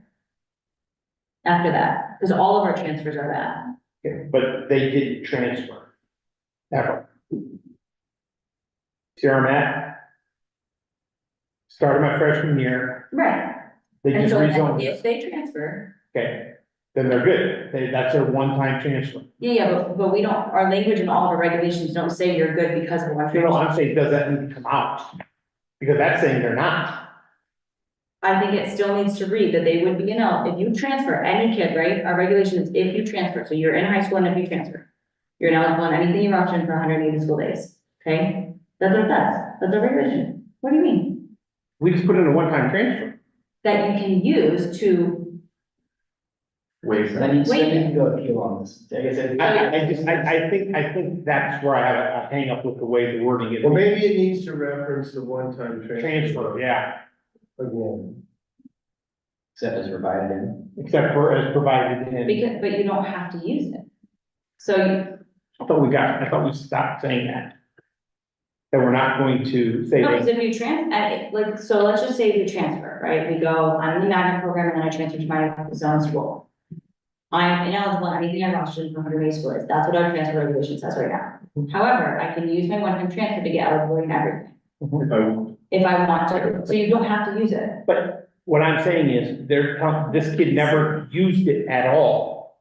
But we told them they could choose between the two. Right, and so what the sentence says is, once you choose, after making your initial choice, if Yeah. they're eligible, once they get their choice, Mhm. once they're eligible and make that choice and they transfer, Okay. they're ineligible in anything they lost, that's our transfer. But they didn't make the choice. See what I'm saying? They started at Liberty and their older brother is staying at Liberty. Yeah, So they're staying as a family unit, okay, okay? and they're good. Okay, They're eligible by this regulation. If Okay. they then transfer after making that choice at Liberty, they're ineligible in anything. then you're treating them different than any kid that exercises a one-time transfer. How? Because the one-time transfer has full eligibility. They would get full eligibility if they use Then them, why call them ineligible? because that's what our transfer rules. That's the language I don't like. I think to me, that makes it sound like you're gonna be ineligible if you try to transfer. You're not. But that's what our transfer regulation currently says. 716 currently reads, if you transfer, you're ineligible. Right. Read that last. Because what we're instituting is a waiver. It's the waiver. Right, I understand. I'm not. So all of all it has to continue to say. But that how, you're ineligible. my question is this, are they under that auspice? Yes, because this is saying after you choose. So You I can think I got it, hang on. Please, make it make sense of it. If they wouldn't, so well, really? freshman and senior are staying at Liberty. They were rezoned, but they're staying at Liberty. So they haven't changed enrollment, Thank you. so they would still be eligible. Correct. Yeah. If they change enrollment after that. Okay. That, Then they gotta use their one-time transfer. That's what I'm asking. Are they using their one-time transfer to stay there? no, Okay, so they're not being penalized. no. Okay, So Tim, this could actually stay there. yes. Keep as it is, because it's already. I guess the word I It's don't already like, inherently done, and your eligibility still remains there, and you don't have to consider anything about it. right, but I just don't like the word choice. I think the word choice in their initial choice. Well, because they have the choice to go to the newly zone, their new zone school. Right, they wouldn't be ineligible No, though. So but it says they would be. No, it says after they make. no, the if they choose, they were literally, they choose to go to their zone school after they made either choice. Okay, so I wanna make sure we're clear on this. I wanna make sure we're clear on this. I'm a freshman who started at Liberty. They rezoned, my brother stayed at Liberty. I then choose to go to Desert Oasis that day. I don't have to worry about anything. I'm 100% eligible. 100%. But what I'm worried about is after making the initial choice to stay, not to stay after the rezone. Does that read to a parent or to a school? I chose to go to Liberty. Yes, did I just exercise it there? You see what I'm saying? I don't think I can word this way. I think, and you're saying because it's a choice, Because the first, it's because you don't have a choice in residence. correct, So you're saying because they're making that choice, because of this one thing, they're technically getting to choose Twice. twice. I get what he's saying. I totally I'm understand. not- Do you want it to count? You want? No, I don't want No, to. but I think it still covers, I get what, like, it might read like you already used your choice. We know that school's opening up between Desert Oasis and Liberty. My brother goes to Liberty. I have to start at Liberty. Did that mean I made the choice then, knowing that this school's going to open next year? So I think, yeah. I think it applies when the new school opens, Correct. yeah. Okay. So I think the question is, do we strike this so we don't confuse anybody? Yeah, That's what the. Because you already inherently know if they transfer again, they're already fond of that, right? Because if people, they're gonna confuse you. I think I mean, So you can strike a last sentence of subsection. That's what. That's all I'm asking. It doesn't need to go away. I think that would be fine, because Yeah. apparently we know if they then choose to transfer again, Yeah. they fall under 716. 17, yeah. So strike what? That very last sentence that just says, the consequence of transferring after we make that choice. We already know. the Subsection, word. Subsection 3, the last sentence, The last sentence. if the younger child transfers. I agree, it could cause confusion, so why, you can put it there, but no one falls under. The choice could be the second choice. It's second. So I guess Paul, I don't see why that would get us in trouble if we took that sentence out. I don't, I think you're okay taking it out. okay, that might make things just easier. That was good, that was good discussion, I'm trying to figure out scenarios. Welcome to 894. Yeah. Listen, Dave. And then 5 and 6 are the ones from 720.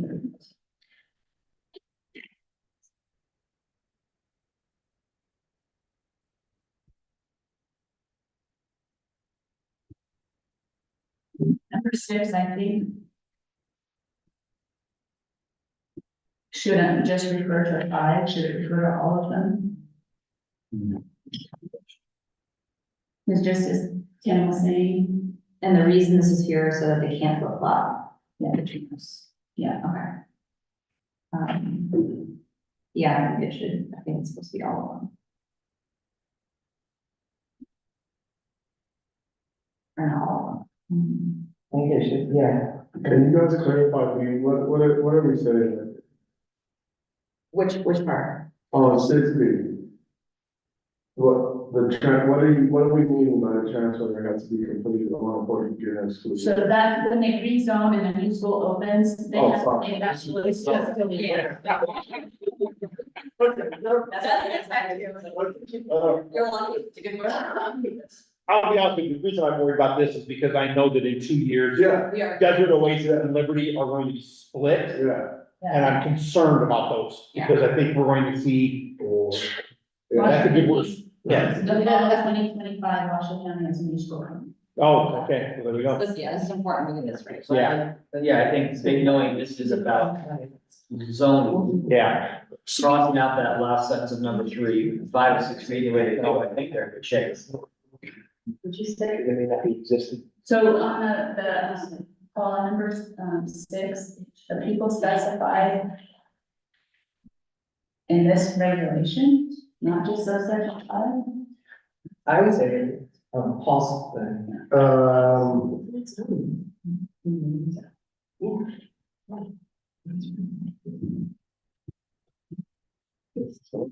Yeah, let's see. How about just a pupil may transfer from a school to another school pursuant to this subsection?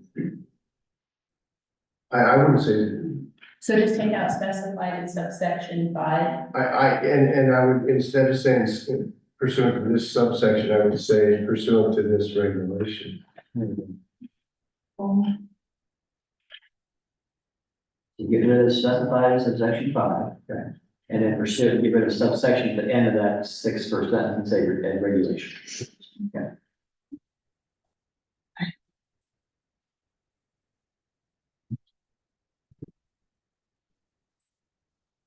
Yeah, I haven't got time. Or. We got it.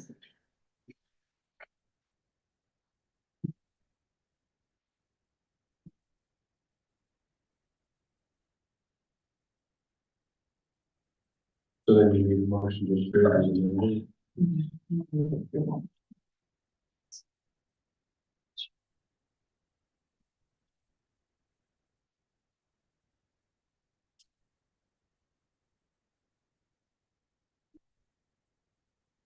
We would just need a motion. So.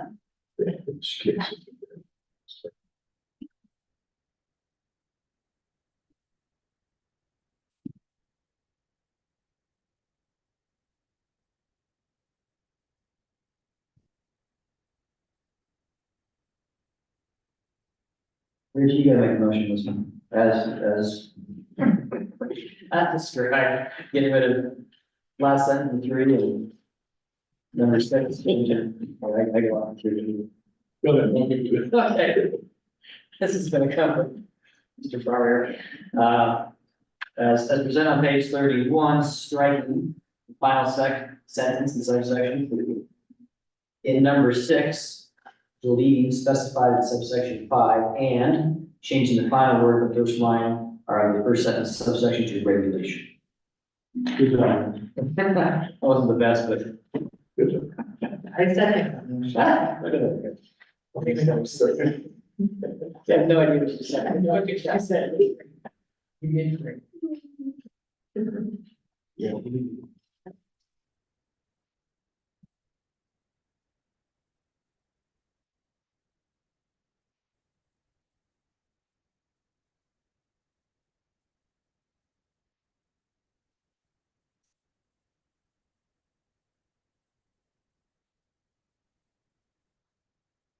Okay, good, or you want to read it as one? No. Good. Okay. Who made the motion? I'm sorry.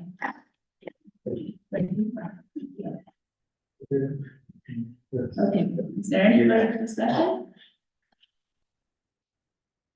right, all those in favor say aye. Aye. Any opposed? Okay. So we're going to go into 7.4.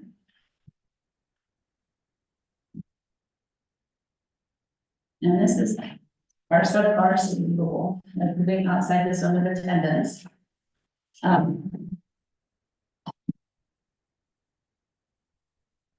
There was quite a bit of discussion on this one about wording and what to take out, but I don't think there was a whole lot of consensus, so I didn't make any changes. I know we were talking about removing the, parts of the subsection 1. And subsection 3, removing the ability, denying the ability to appeal. And of course, subsection 4 is never going to be enforced, that it is effective at the next semester. So I have a question. Yeah. Because things run together a lot. Meaning, is this the one where we were talking about if we approve a one-time transfer, the dates, the effective date, like when we were discussing practice, so Yeah. this is that one? Okay. Part of. Part of it, yeah. Okay. So I was having some thought on if we change subsection 1. Because of all of the different language used to describe not attending a school within your zone of attendance, that we just simplify subsection 1 to say a pupil who attends a school or something to the effect of it, where they don't, they're attending a school they are not residentially zoned for.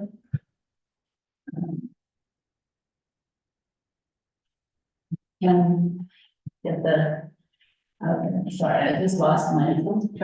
Kate's got some good language. Yeah. Just looking at it. Yeah. So I simplified 1 to basically just say a pupil who does not reside within the zone of attendance of a school may apply to the association for a waiver from the residency requirements. And the association may approve the application, that language is kind of in there. This is already there. May approve the application if the pupil complies with the regulations of the district relating to the issuance of variance in the zone of attendance of the pupil, because we have different words for that when we post, so they have school choice. Yeah. And then the second sentence would just read, if the association approves the application, this language is there, the pupil is eligible at any level other than varsity, because we still want to keep this as sub-varsity. I think we need to. Correct. Because after the one-time transfer, if they've already used it, then they're sub-varsity in essence, right? So this is after. This is the regulation as stands, however, you can use your one-time transfer to get the full eligibility. That's the waiver. Got it. I always have to think of the one-time as a waiver to certain rules that we have. Got So because we have, after they've used it, that rule has to be there still. Yeah. And then we say people may not apply more than once for a waiver for plaintiffs, so they can't do the COSA, school choice and no school choice, right? Is that the intent there?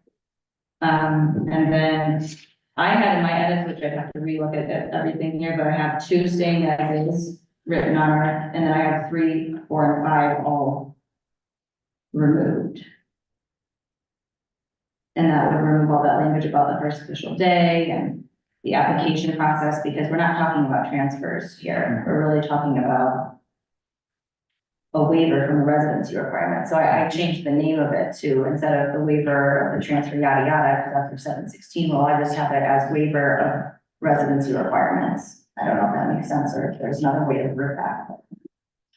I think the intent of this regulation is really about zoning. And then just striking 3, 4, and 5 altogether. I think so, yeah. I mean, that's what I had. I've got to read through it. Is 5?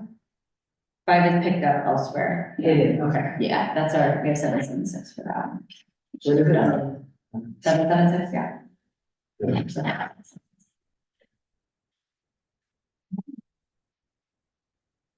They don't think, right, we don't need anything that has to do with our transfers, first official day, we want to talk about when they do the application. Yeah, Right. they don't have to submit the application, we know that that's already. Right. And then, but I think it's important to keep something about it has to comply with our rules, because we can't just say, well, you don't have to live in the zone, you can just apply and play anywhere you want. It has to be within the district's rules too, you have to be enrolled at school.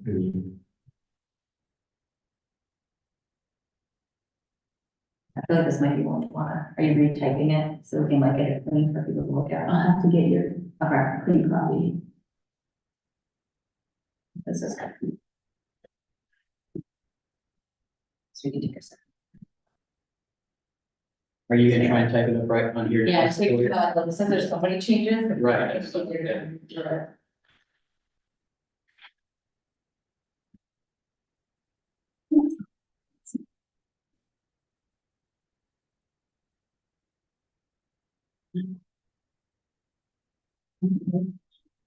General, like, bigger machines. You're trying Oh, next time, you got one. Oh, you McAdams, yeah. Yeah. Well, now I want to. You did very well. You didn't see. Favor? You got enough innings to get the win and got the leader came here. Yeah, no. Yeah, lefty, right. Oh.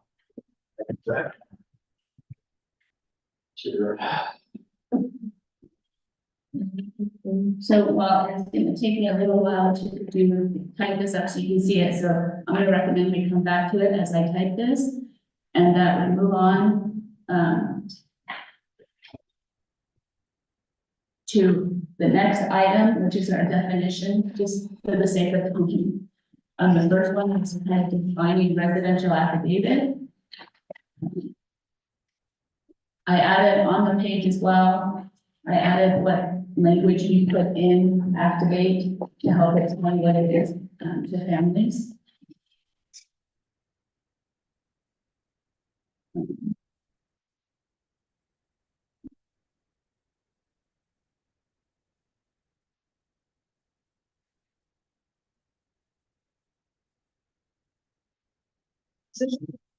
Sorry, is this current, So is Lori, this in the handbook? I mean, NAC's? What? No. No, that's the language that can activate to explain what it is. Okay, but we don't have, You know, you could, but it's not in the actual hand. correct. No, okay. I think your definition, we ought to take it right out of the academic and just, beginning with in the first sentence there at the end where it says a student attending. Just from that point all the way through, that would become your definition up above where it says residential academic means a student attending the school resides with his or her parents or guardians, but whose residence is located in the home of another adult living within the boundaries of the attendance.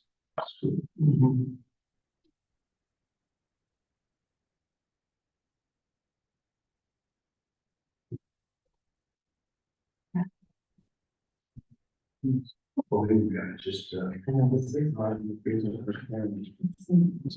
share a house. This is straight from. Yes. But what is this mean? Like, give me an example, My family's living in your house. You're there too. but that's not shared housing. It is. So, do we need to put that, yeah, I think, so what would you add? Yeah, just look at, if you look at the shared housing, it's very similar, but that shared housing language comes right from our district too. And I don't know if it sounds better to add something about the fact that, you know, the residence is located within the home of another adult living within the boundaries of the attendance, you know, the zone's attendance of school, but due to long-term living arrangement by choice or convenience, that specifies it more. I don't know if that's required. But are you saying that These are the same thing. that would be used to define within? Yeah. Business? Yeah, because that's what ours is, this is just the name of that, it's the same exact thing. It just is more spelled out, because I think other districts still use that language, we just use this, but, so the definitions are all the same of what happens. It hasn't changed in our district. Just. Do we use affidavit of residency? That actually appears in the regulations, right?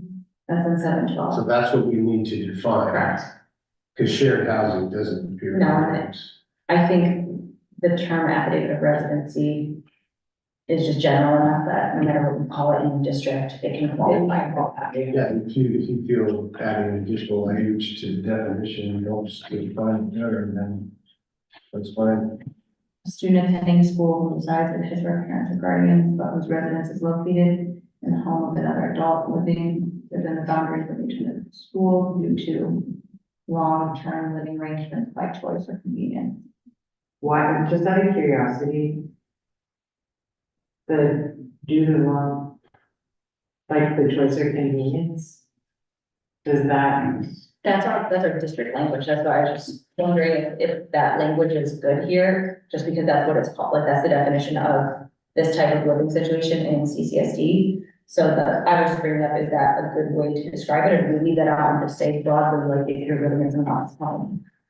Yeah, Because that can also, I think your language of the shared housing at the end, arrangement by choice or convenience, narrows what an affidavit of residency. Yeah. because it's different than Title I, because, you know, homeless students are oftentimes living in Right. someone else's home, but it's not by choice or So convenience. convenience. So this specifies that we're talking only about those types of situations separate from a Title I situation. And I think we want to cover all situations, so. I So you want to take it out? take it out? So maybe just take out that arrangement by choice or convenience, that phrase out. Okay, so that Title I students would fall in that regulation.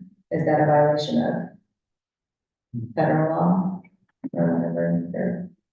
federal law? No, because that one trumps. And I'm sorry, I just want to make sure we're not, I always thought that. because we don't have it defined, I just don't want to fall into like, then we're saying technically a Title I student is under an affidavit of residency and is ineligible by our regulations and then has to file an appeal for eligibility. The Title I would trump. This, Just by, because of because it's a federal federal. regulations. It's better law. Okay, Yeah. Federal law. I just want to make sure we're not making it too broad where we're having them fall right. Yeah, they would trump, yeah. Yeah, okay.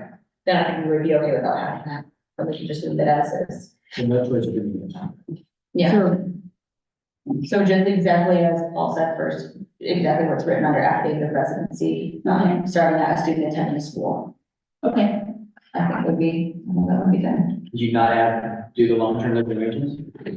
I think we leave it out. That's also, okay. Yeah, Okay. you, right, Because because then you have to define No, those. this is good. Yeah, I would say. you're right. Okay. oh, and leaving long term.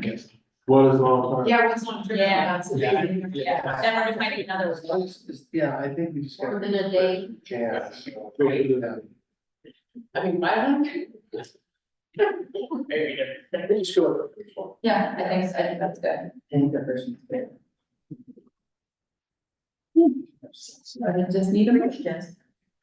I will motion to add a definition for residential affidavit that reads, residential affidavit means a student attending a school who resides with his or her parents or legal guardians, comma, but whose residence is located in the home of another adult living within the boundaries of the attendance school. A second. Period. That's going to be the new. All right, is there any further discussion? All those in favor say aye. Aye. Any opposed? Okay, before we go on to school, I want to just circle back real quick to 744 and have the language, retracted. Right, go and share the screen real quick.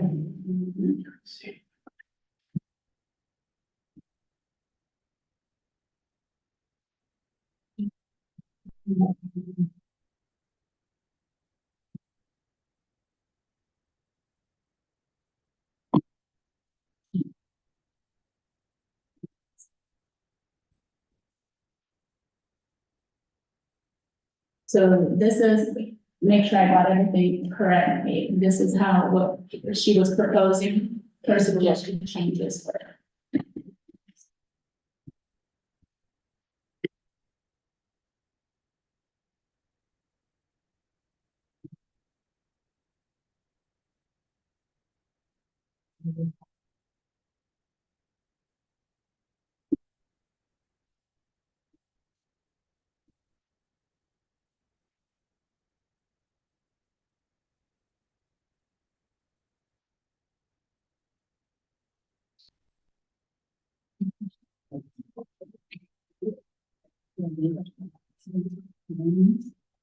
Yeah, 3.5.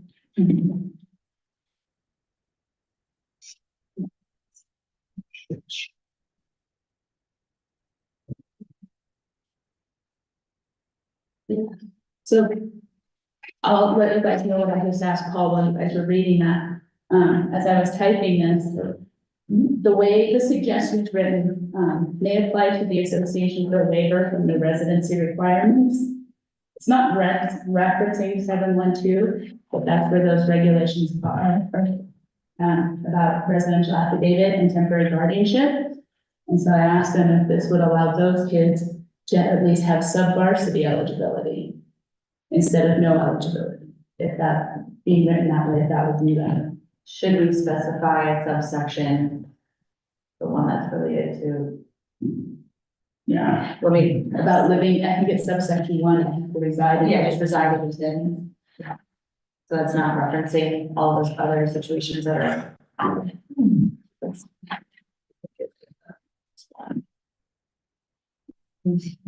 Otherwise, providing section to be eligible for state and students work plus 10.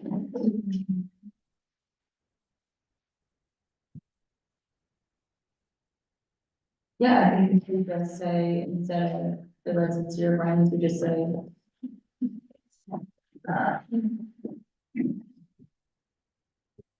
Or a waiver from NAC 385B.712 subsection 1, instead of where it says the residency requirements. Would that cover that?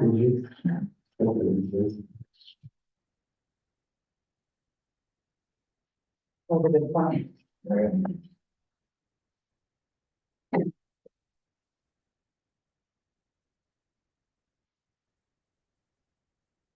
You said 712.1. Subsection 1, correct.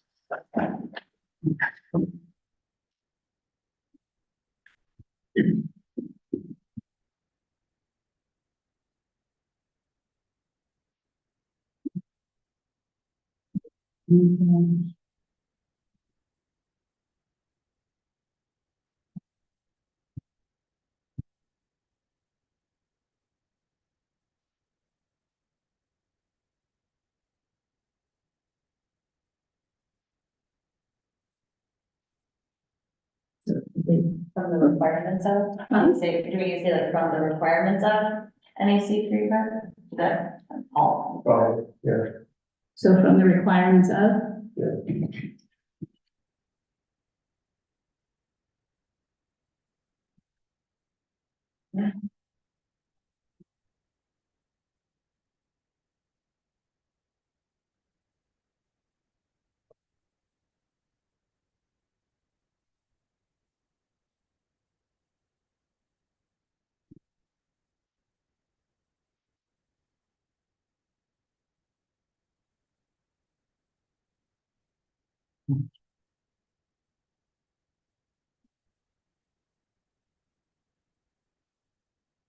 is there any further discussion on this item?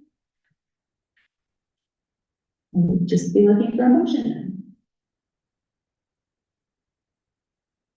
And I think this is good. I will make a motion to approve the regulation as presented. Do I have to read it? I will read it. And then we can just say draft one, because I did change the title. That's draft 1. Well said.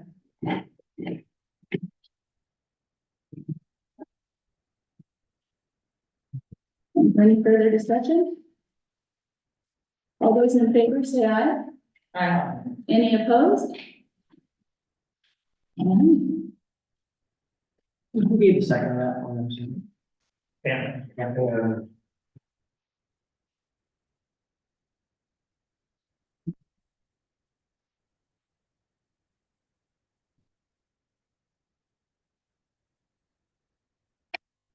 So that'll take us back to the next item, going definition of a school. This is on page 34 of your packet. This is the current language that defines school in the regulation now. We know we've had plenty of discussion before and today about this. So my suggested language would be as follows. The school in quotes as it is means any member school of the association, comma, or any member school of any other state high school athletic association.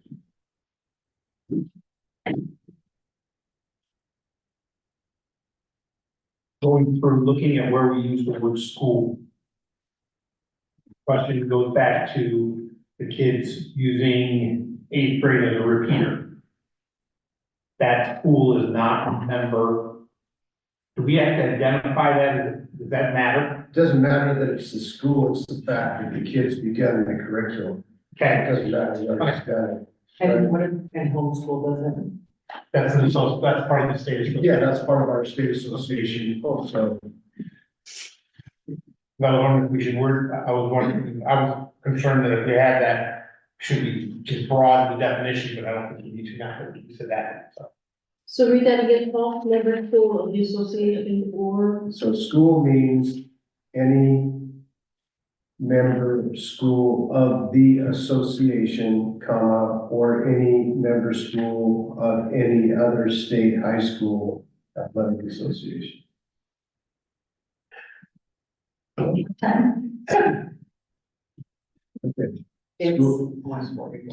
School means any member school of the association. Or any other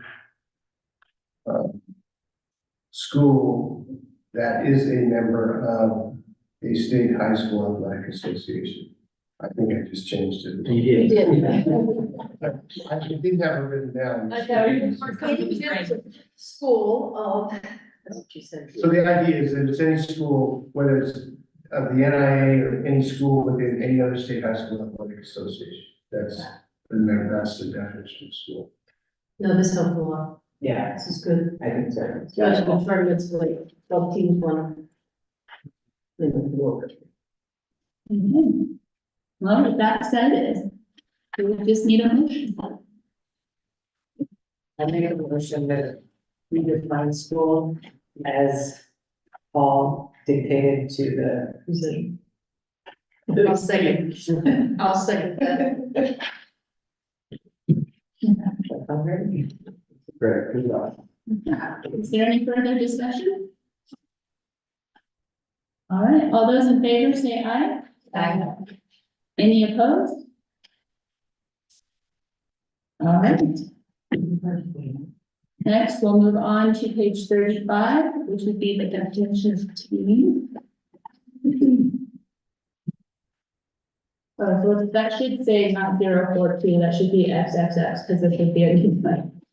So that is a typo there. So this is a brand new. Yeah, this is the one that we did not discuss at our last meeting, it was the previous one, when we talked about how many students defined the team.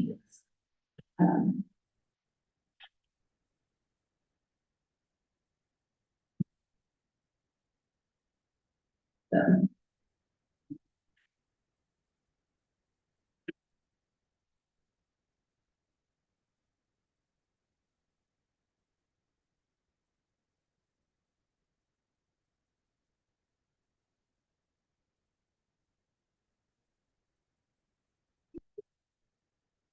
So this is the present, or this would be a proposed, this would be a proposed. Yeah. Isn't just what we're trying to use? Huh? Isn't this what we're just gonna For the most part, but it's never been official. Gotcha, so we're just making it. Yeah. Lori, I'm sorry, I didn't catch this, we're missing tennis, So. boys and girls tennis. Yeah, no, I didn't catch it. I don't want to sound stupid, but there's no team diving war, correct? Correct. Okay. Diving together, diving, Okay. okay, then the sport. Got it, okay, so I'll make sure That that. helps me, diving, right? Can we- but Okay. If diving is only one event, then the series of Gotcha. And tennis is 6, correct? tennis is six, that's correct, so boys tennis six, girls.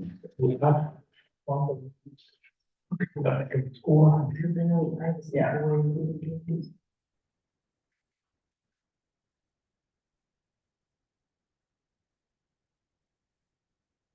Do you want to change C to say 8 pupils for, is it 8-man football or?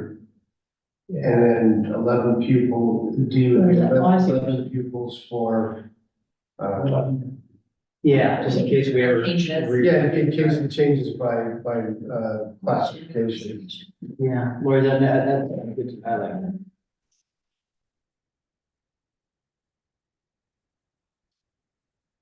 What about with golf skating, because we have had discussions of changing the scoring? Should we say, So in case we ended up going back from 4 to, so you score 3, only had a 4. yeah, we say scoring team, and I think We don't know. that, yeah, I don't. I say leave it alone, never mind. We got, it did change, I think, but I don't think you could do a scoring team in general. No. This is defined specifically. So if 4 ever became 3 down the road, then I need to come back and change it to 3. Got it. Maybe 2. We agree with you.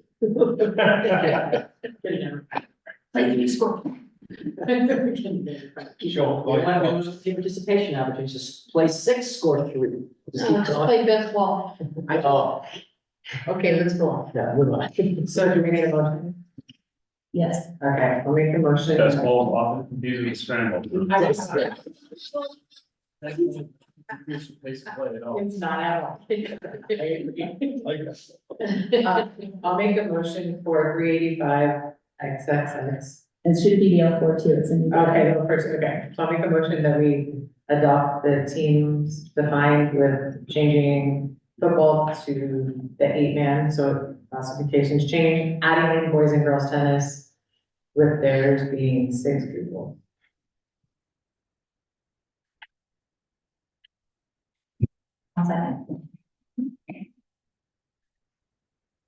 Is there any further discussion? All right, all those in favor say aye. Aye. Any opposed? All right. The next one would be the definition of transfer. And this was one that we wanted to look at. Because of those kids that start this freshman, if the COSA to go to a school, it has been upheld at level 2 units if that is considered a transfer. I don't know if we have to change it anymore, but are we changing to say first time enroll in school? For like 716, where we've gone through, I don't know if it needs to change. And we broadened the definition of school to cover every school in the country. Yes. Seriously, so that's good, so I think it's good the way it is, I think you can just say that. The only thing, I don't know if it has to come out or not, is the subsequent. So withdraw from the people from the school in which he or she is enrolled, and this would be subsequent, but. Subsequent is just superfluous, I mean, because that just means after withdrawal, the enrollment of people, right? Yeah. I mean, so Yeah, that's fine. if it's already in our definition that way, I just. I think it was, we were all concerned with us being it, if we couldn't find a way to To fit, yeah, yeah. the other regulations, the solution. Does there need to be anything in there implying that the family is initiating the withdrawal? So there is stuff where kids are administratively withdrawn and then are placed in another school. That wouldn't be a transfer, right? No, it'd still be a transfer. That's why we kept it. Longer. They may have eligibility, it may not be that they're eligible, you know, it's more of like an appeal situation if you're placed on a letter. But it would still initially be considered a transfer until it's proven to be that case. Yeah, we're looking at the transfers being basically an act, and where a kid leaves one school and moves to another, or whatever, just didn't know about. All right, then everyone agrees, we'll just go on to the next item, which was waiver. And that's like. What is that? And that's why I love it, right? Okay, OED, What? out of the OED, You just looked it up? yes, That's what I was looking for. is an agreement that you do not have to pay or obey something. That's waiver. That's out of the Oxford English Dictionary, which is the only dictionary, just so you know. Mr. Webster can totally do what he wants. They would have to pay part, I think that actually. Okay. An agreement that you do not have to obey something. Okay, Word obey bothers me. if it's the legal definition of a waiver is a knowing relinquishment, knowing relinquishment of the own right. And I think that's a better definition than the OED. But we want to talk about waiver as being a, Document, right? a No, Not a document. not a document, a An, request. an acknowledgement of, how do we I want would say a this? request of what Paul just said, a request to, and then add it on to that. But we're granting them, so it's yeah, not even. a we're request. not using it in reverse. Okay. Yeah, Because the waiver is the giving of eligibility. Correct. As Yes. opposed to taking it. correct, Right? yeah, So the waiver would be defined, I guess, defined as any decision that allows for eligibility. Do we use another term? in the waiver? Did we use waiver anywhere else in the? that's the other case? thing. For anything other than. I will tell you exactly. No, I think it all refers to waiver and eligibility. I'll look it up. There's a whole bunch of them. Like I said, we just got no.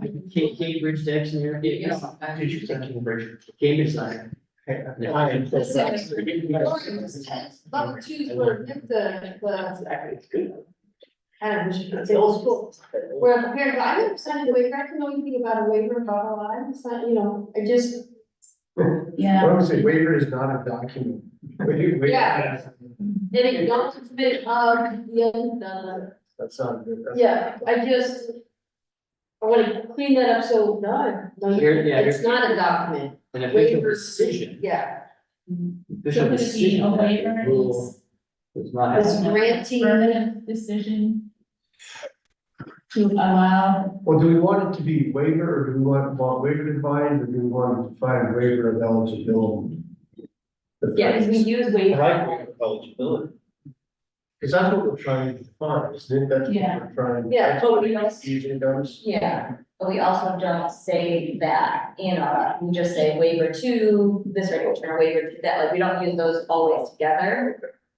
So I don't know how, it is used a couple times, outside of like the 700s. May not submit a request for a waiver, like subsection 1, and, yeah, miscellaneous solicitations, school. Is placed in class 1A, which is based volleyball, basketball, station sport. Oh, that doesn't exist anymore. That's all. Okay. It sort of strikes me that our use of waiver is not as a noun.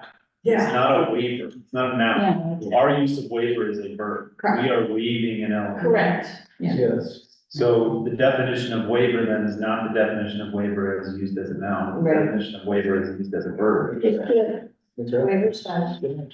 Just, but that's fine. I need, okay, what about this? An intent waiver, an intentional relinquishment or we need a word for waiving That's what of I the said. enforcement of a Waiver is regulation, to of, waive. of a regulation. An intentional relinquishment or blank of a regulation, because that's what we're doing. We're waiving the regulation. Nowhere in our- Waiver is a waiving. The way to look at it. Because nowhere in the NAC code is there reference to an actual waiver. So it would be, No. Right, so so, it'd be the relinquishment, not intentional, but it would just the relinquishment or relief from the requirements of a regulation, something along those lines. I mean, where,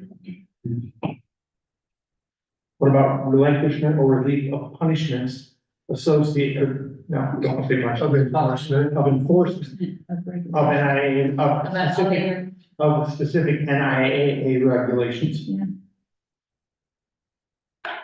Wait, say that again? Yeah. Relinquishment or relief from NIAA, current NIAA regulations. Relief. Or should we say relief or of the relinquishment. association? Relief Relief association, yeah. relief or relinquishment from one or more Ooh, I like that. NIAA regulations. And that clears up exactly what you said, between the noun and the verb. Right, so relinquishment, relief or relinquishment from one or more NIA regulations, that's it? I think Lori, that we don't need to use this or association. Yeah, I think it should, because that's how it's referred to in Yeah. everything. Oh, One or more regulation of the association. Yes, that's fine. yeah.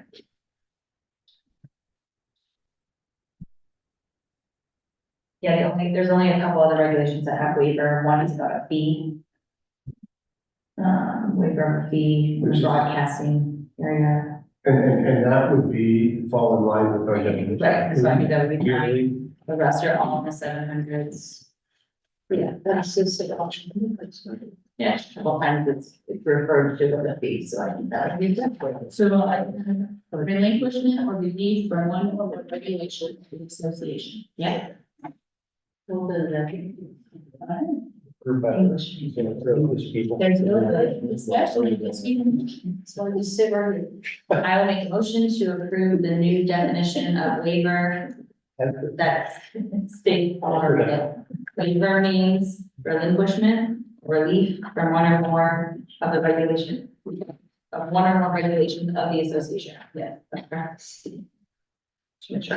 I'll second. Good job. We're trying. We have a second? I said, I think it's all. Oh, you did? Okay. Okay. Is there any further discussion? All those in favor, say aye. Aye. Any opposed? Bill of Rights, Constitution. Before we get going too far, as we get closer to ending, I just want to let everyone know that, I will work on getting these all written up and getting them called. We'll have a notice out on Friday of everything that we are recommending to the Board of Control for workshop and hearing. So we're supposed to be posting. We'll be posting another, yeah. Posting another, so it'll just be waiting. So at our next meeting, we'll definitely, I think really tackle anything. Lori, can I make a comment in regards to that? I am going to make the recommendation that the bench clearing conversation needs to be initiated by, it needs to be initiated with the sportsmanship committee. Okay. I believe That's more of their baby. that's our baby, and the sportsmanship, I think that needs to be initiated. We can make the recommendations out of that committee to bring forth here. But I believe that needs to be the start of the sportsmanship committee. You guys agree with that? I think the definition of what is bench clearing, yes. I think the policy to which the consequence of that bench clearing is perhaps more under this committee, but I don't, maybe not. Yeah, with collaboration of the sportsmanship committee for the fourth year, yeah. Yeah, the recommendations, because really, the sportsmanship committee, that's where all the dialogue, all the information is being shared, the situations are being shared. Let the sportsmanship committee hammer that out. And then we'll. But it has, then it comes back here, because this is the rules of regs. For final approval. So like, Because so otherwise, this could be an all-day conversation. you're looking at. So our next Definition, right, 3 or more, that, dealing with that aspect of it. Yeah, and before, after, during the contest, Okay, and then there was the whole discussion of this, the forfeiture of games, and those kind of things, which I think was where we got hung up a little bit. Yeah, but again, I think that conversation needs to be initiated with the sportsmanship committee. Any idea when that will be? that wouldn't be until probably next school year at this point. Right. But we'll talk, I'll help you get some things lined up. I mean, are you guys good with that? Our next meeting, I would like to have one to go back before our summer break, and then we'll come back early in September. Reconvene again, take a look at 714. That was the one we wanted to postpone, kind of go through that. I think we can also work on getting some more data about 710 with the age and see if we can get a good idea of how many students it would affect either way. How do you plan to get that data? It'll probably be surveying the schools. Well, I take that back. I take that back. I can get the reports from about their age. Yeah. And I can go back a couple of years to pull it and see how many we have that we need to, and. And you're pulling 19-year-olds? Yeah, I will pull 18, 19, and 20 if they exist, and so we can look at their birthdays and see. Yeah, don't submit to school. You know, do that. Yeah. Because it's just the end of the school, yeah, Yeah. they're extremely busy. I will definitely say our next meeting, I don't think we can take any action on those, it'll be just discussion to go to kind of work through them. And if I remember correctly, the next meeting was May 9th. It's a Thursday. We will be meeting virtually again, and we'll start at 9 AM unless there's interest to change that time. Did you say May 9th, Thursday? Huh? Did you say May 9th? Yes.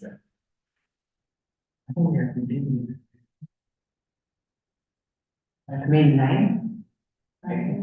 Yeah.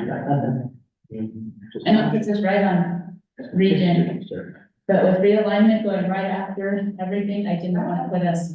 No, I appreciate that. I think I have the 14th, but you. I have the 14th on my calendar, but Oh, did I put 14? The I don't know where it came the from. 9th is sticking in my head then. I Tuesday, I probably the did say 14th, but then I also find it. Yeah, because that worked out and. Yeah, so we can, if the 14th works better for everyone, we can have it then. Or if the 9th works better. Make a decision, so I put my calendar. Yeah. I'll be honest I'll be honest, with you, early was a better because we're transitioning to the end, like I said, the end of the school year graduations. Yeah, Let's go to 9th, what time? everyone good with the 9th then? 9 AM? No, that's okay, I'm just one person. Yeah, That's not good for you I don't guys. think I'm available on that.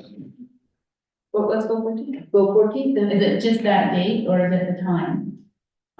It's the day is pretty full. Yeah. How about the 14th? 14th, I'm good. Yeah. 14th. Okay, 14th it is. So it'll be 14 at 9 AM. Lori, I have two things I wanted to talk about for possible nature. This was just a cleanup thing. We didn't have 7-18 on here. We may want to look at 9 and 10. As there, it's talking about, school district. I don't know, I thought we talked about it before, but maybe not. I just want to make sure that we look at 9 and 10. See if we still need that language there, because I think it's, already picked up in, 704. It's not anything urgent, but we might just want to look at it. And then another question that some of the schools had was about the academic eligibility survey, and we discussed that we were gonna have results on that. Yeah, I will have that, I'll send you the results. I've still got 2 schools that I'm ready to get done. Okay. Are they ours? Yeah, it's okay. So that will definitely be an agenda item at the board meeting in June. So, Yeah. I'm just interested, I really don't know, that school will be sent. We'll find out. All right, I'm gonna go ahead and move on to public comment. This time provides an opportunity for citizens to address the committee about any matter not on the agenda. Items raised during this portion of the agenda cannot be deliberated or acted upon. Should a member of the public wish to speak on a matter not listed on the agenda, it is asked that said person please complete a green public comment card and submit it to the committee chair prior to the opening of this item. A limit of 3 minutes per person and or 5 minutes for the spokesperson of a particular group may be imposed. It is requested that comments be directed to the committee as a whole. Comments that are determined to be irrelevant, repetitious, offensive, inflammatory, willfully disruptive, or deemed to be personal attacks will not be permitted. And I do not see anybody here that wants to make public comment. So real quick, before we adjourn, I just want to thank you guys. This has been a lot of work, and I think it's a lot of good work. And I just appreciate all of you being willing to do this. So with that said, I will adjourn the meeting at 2:05.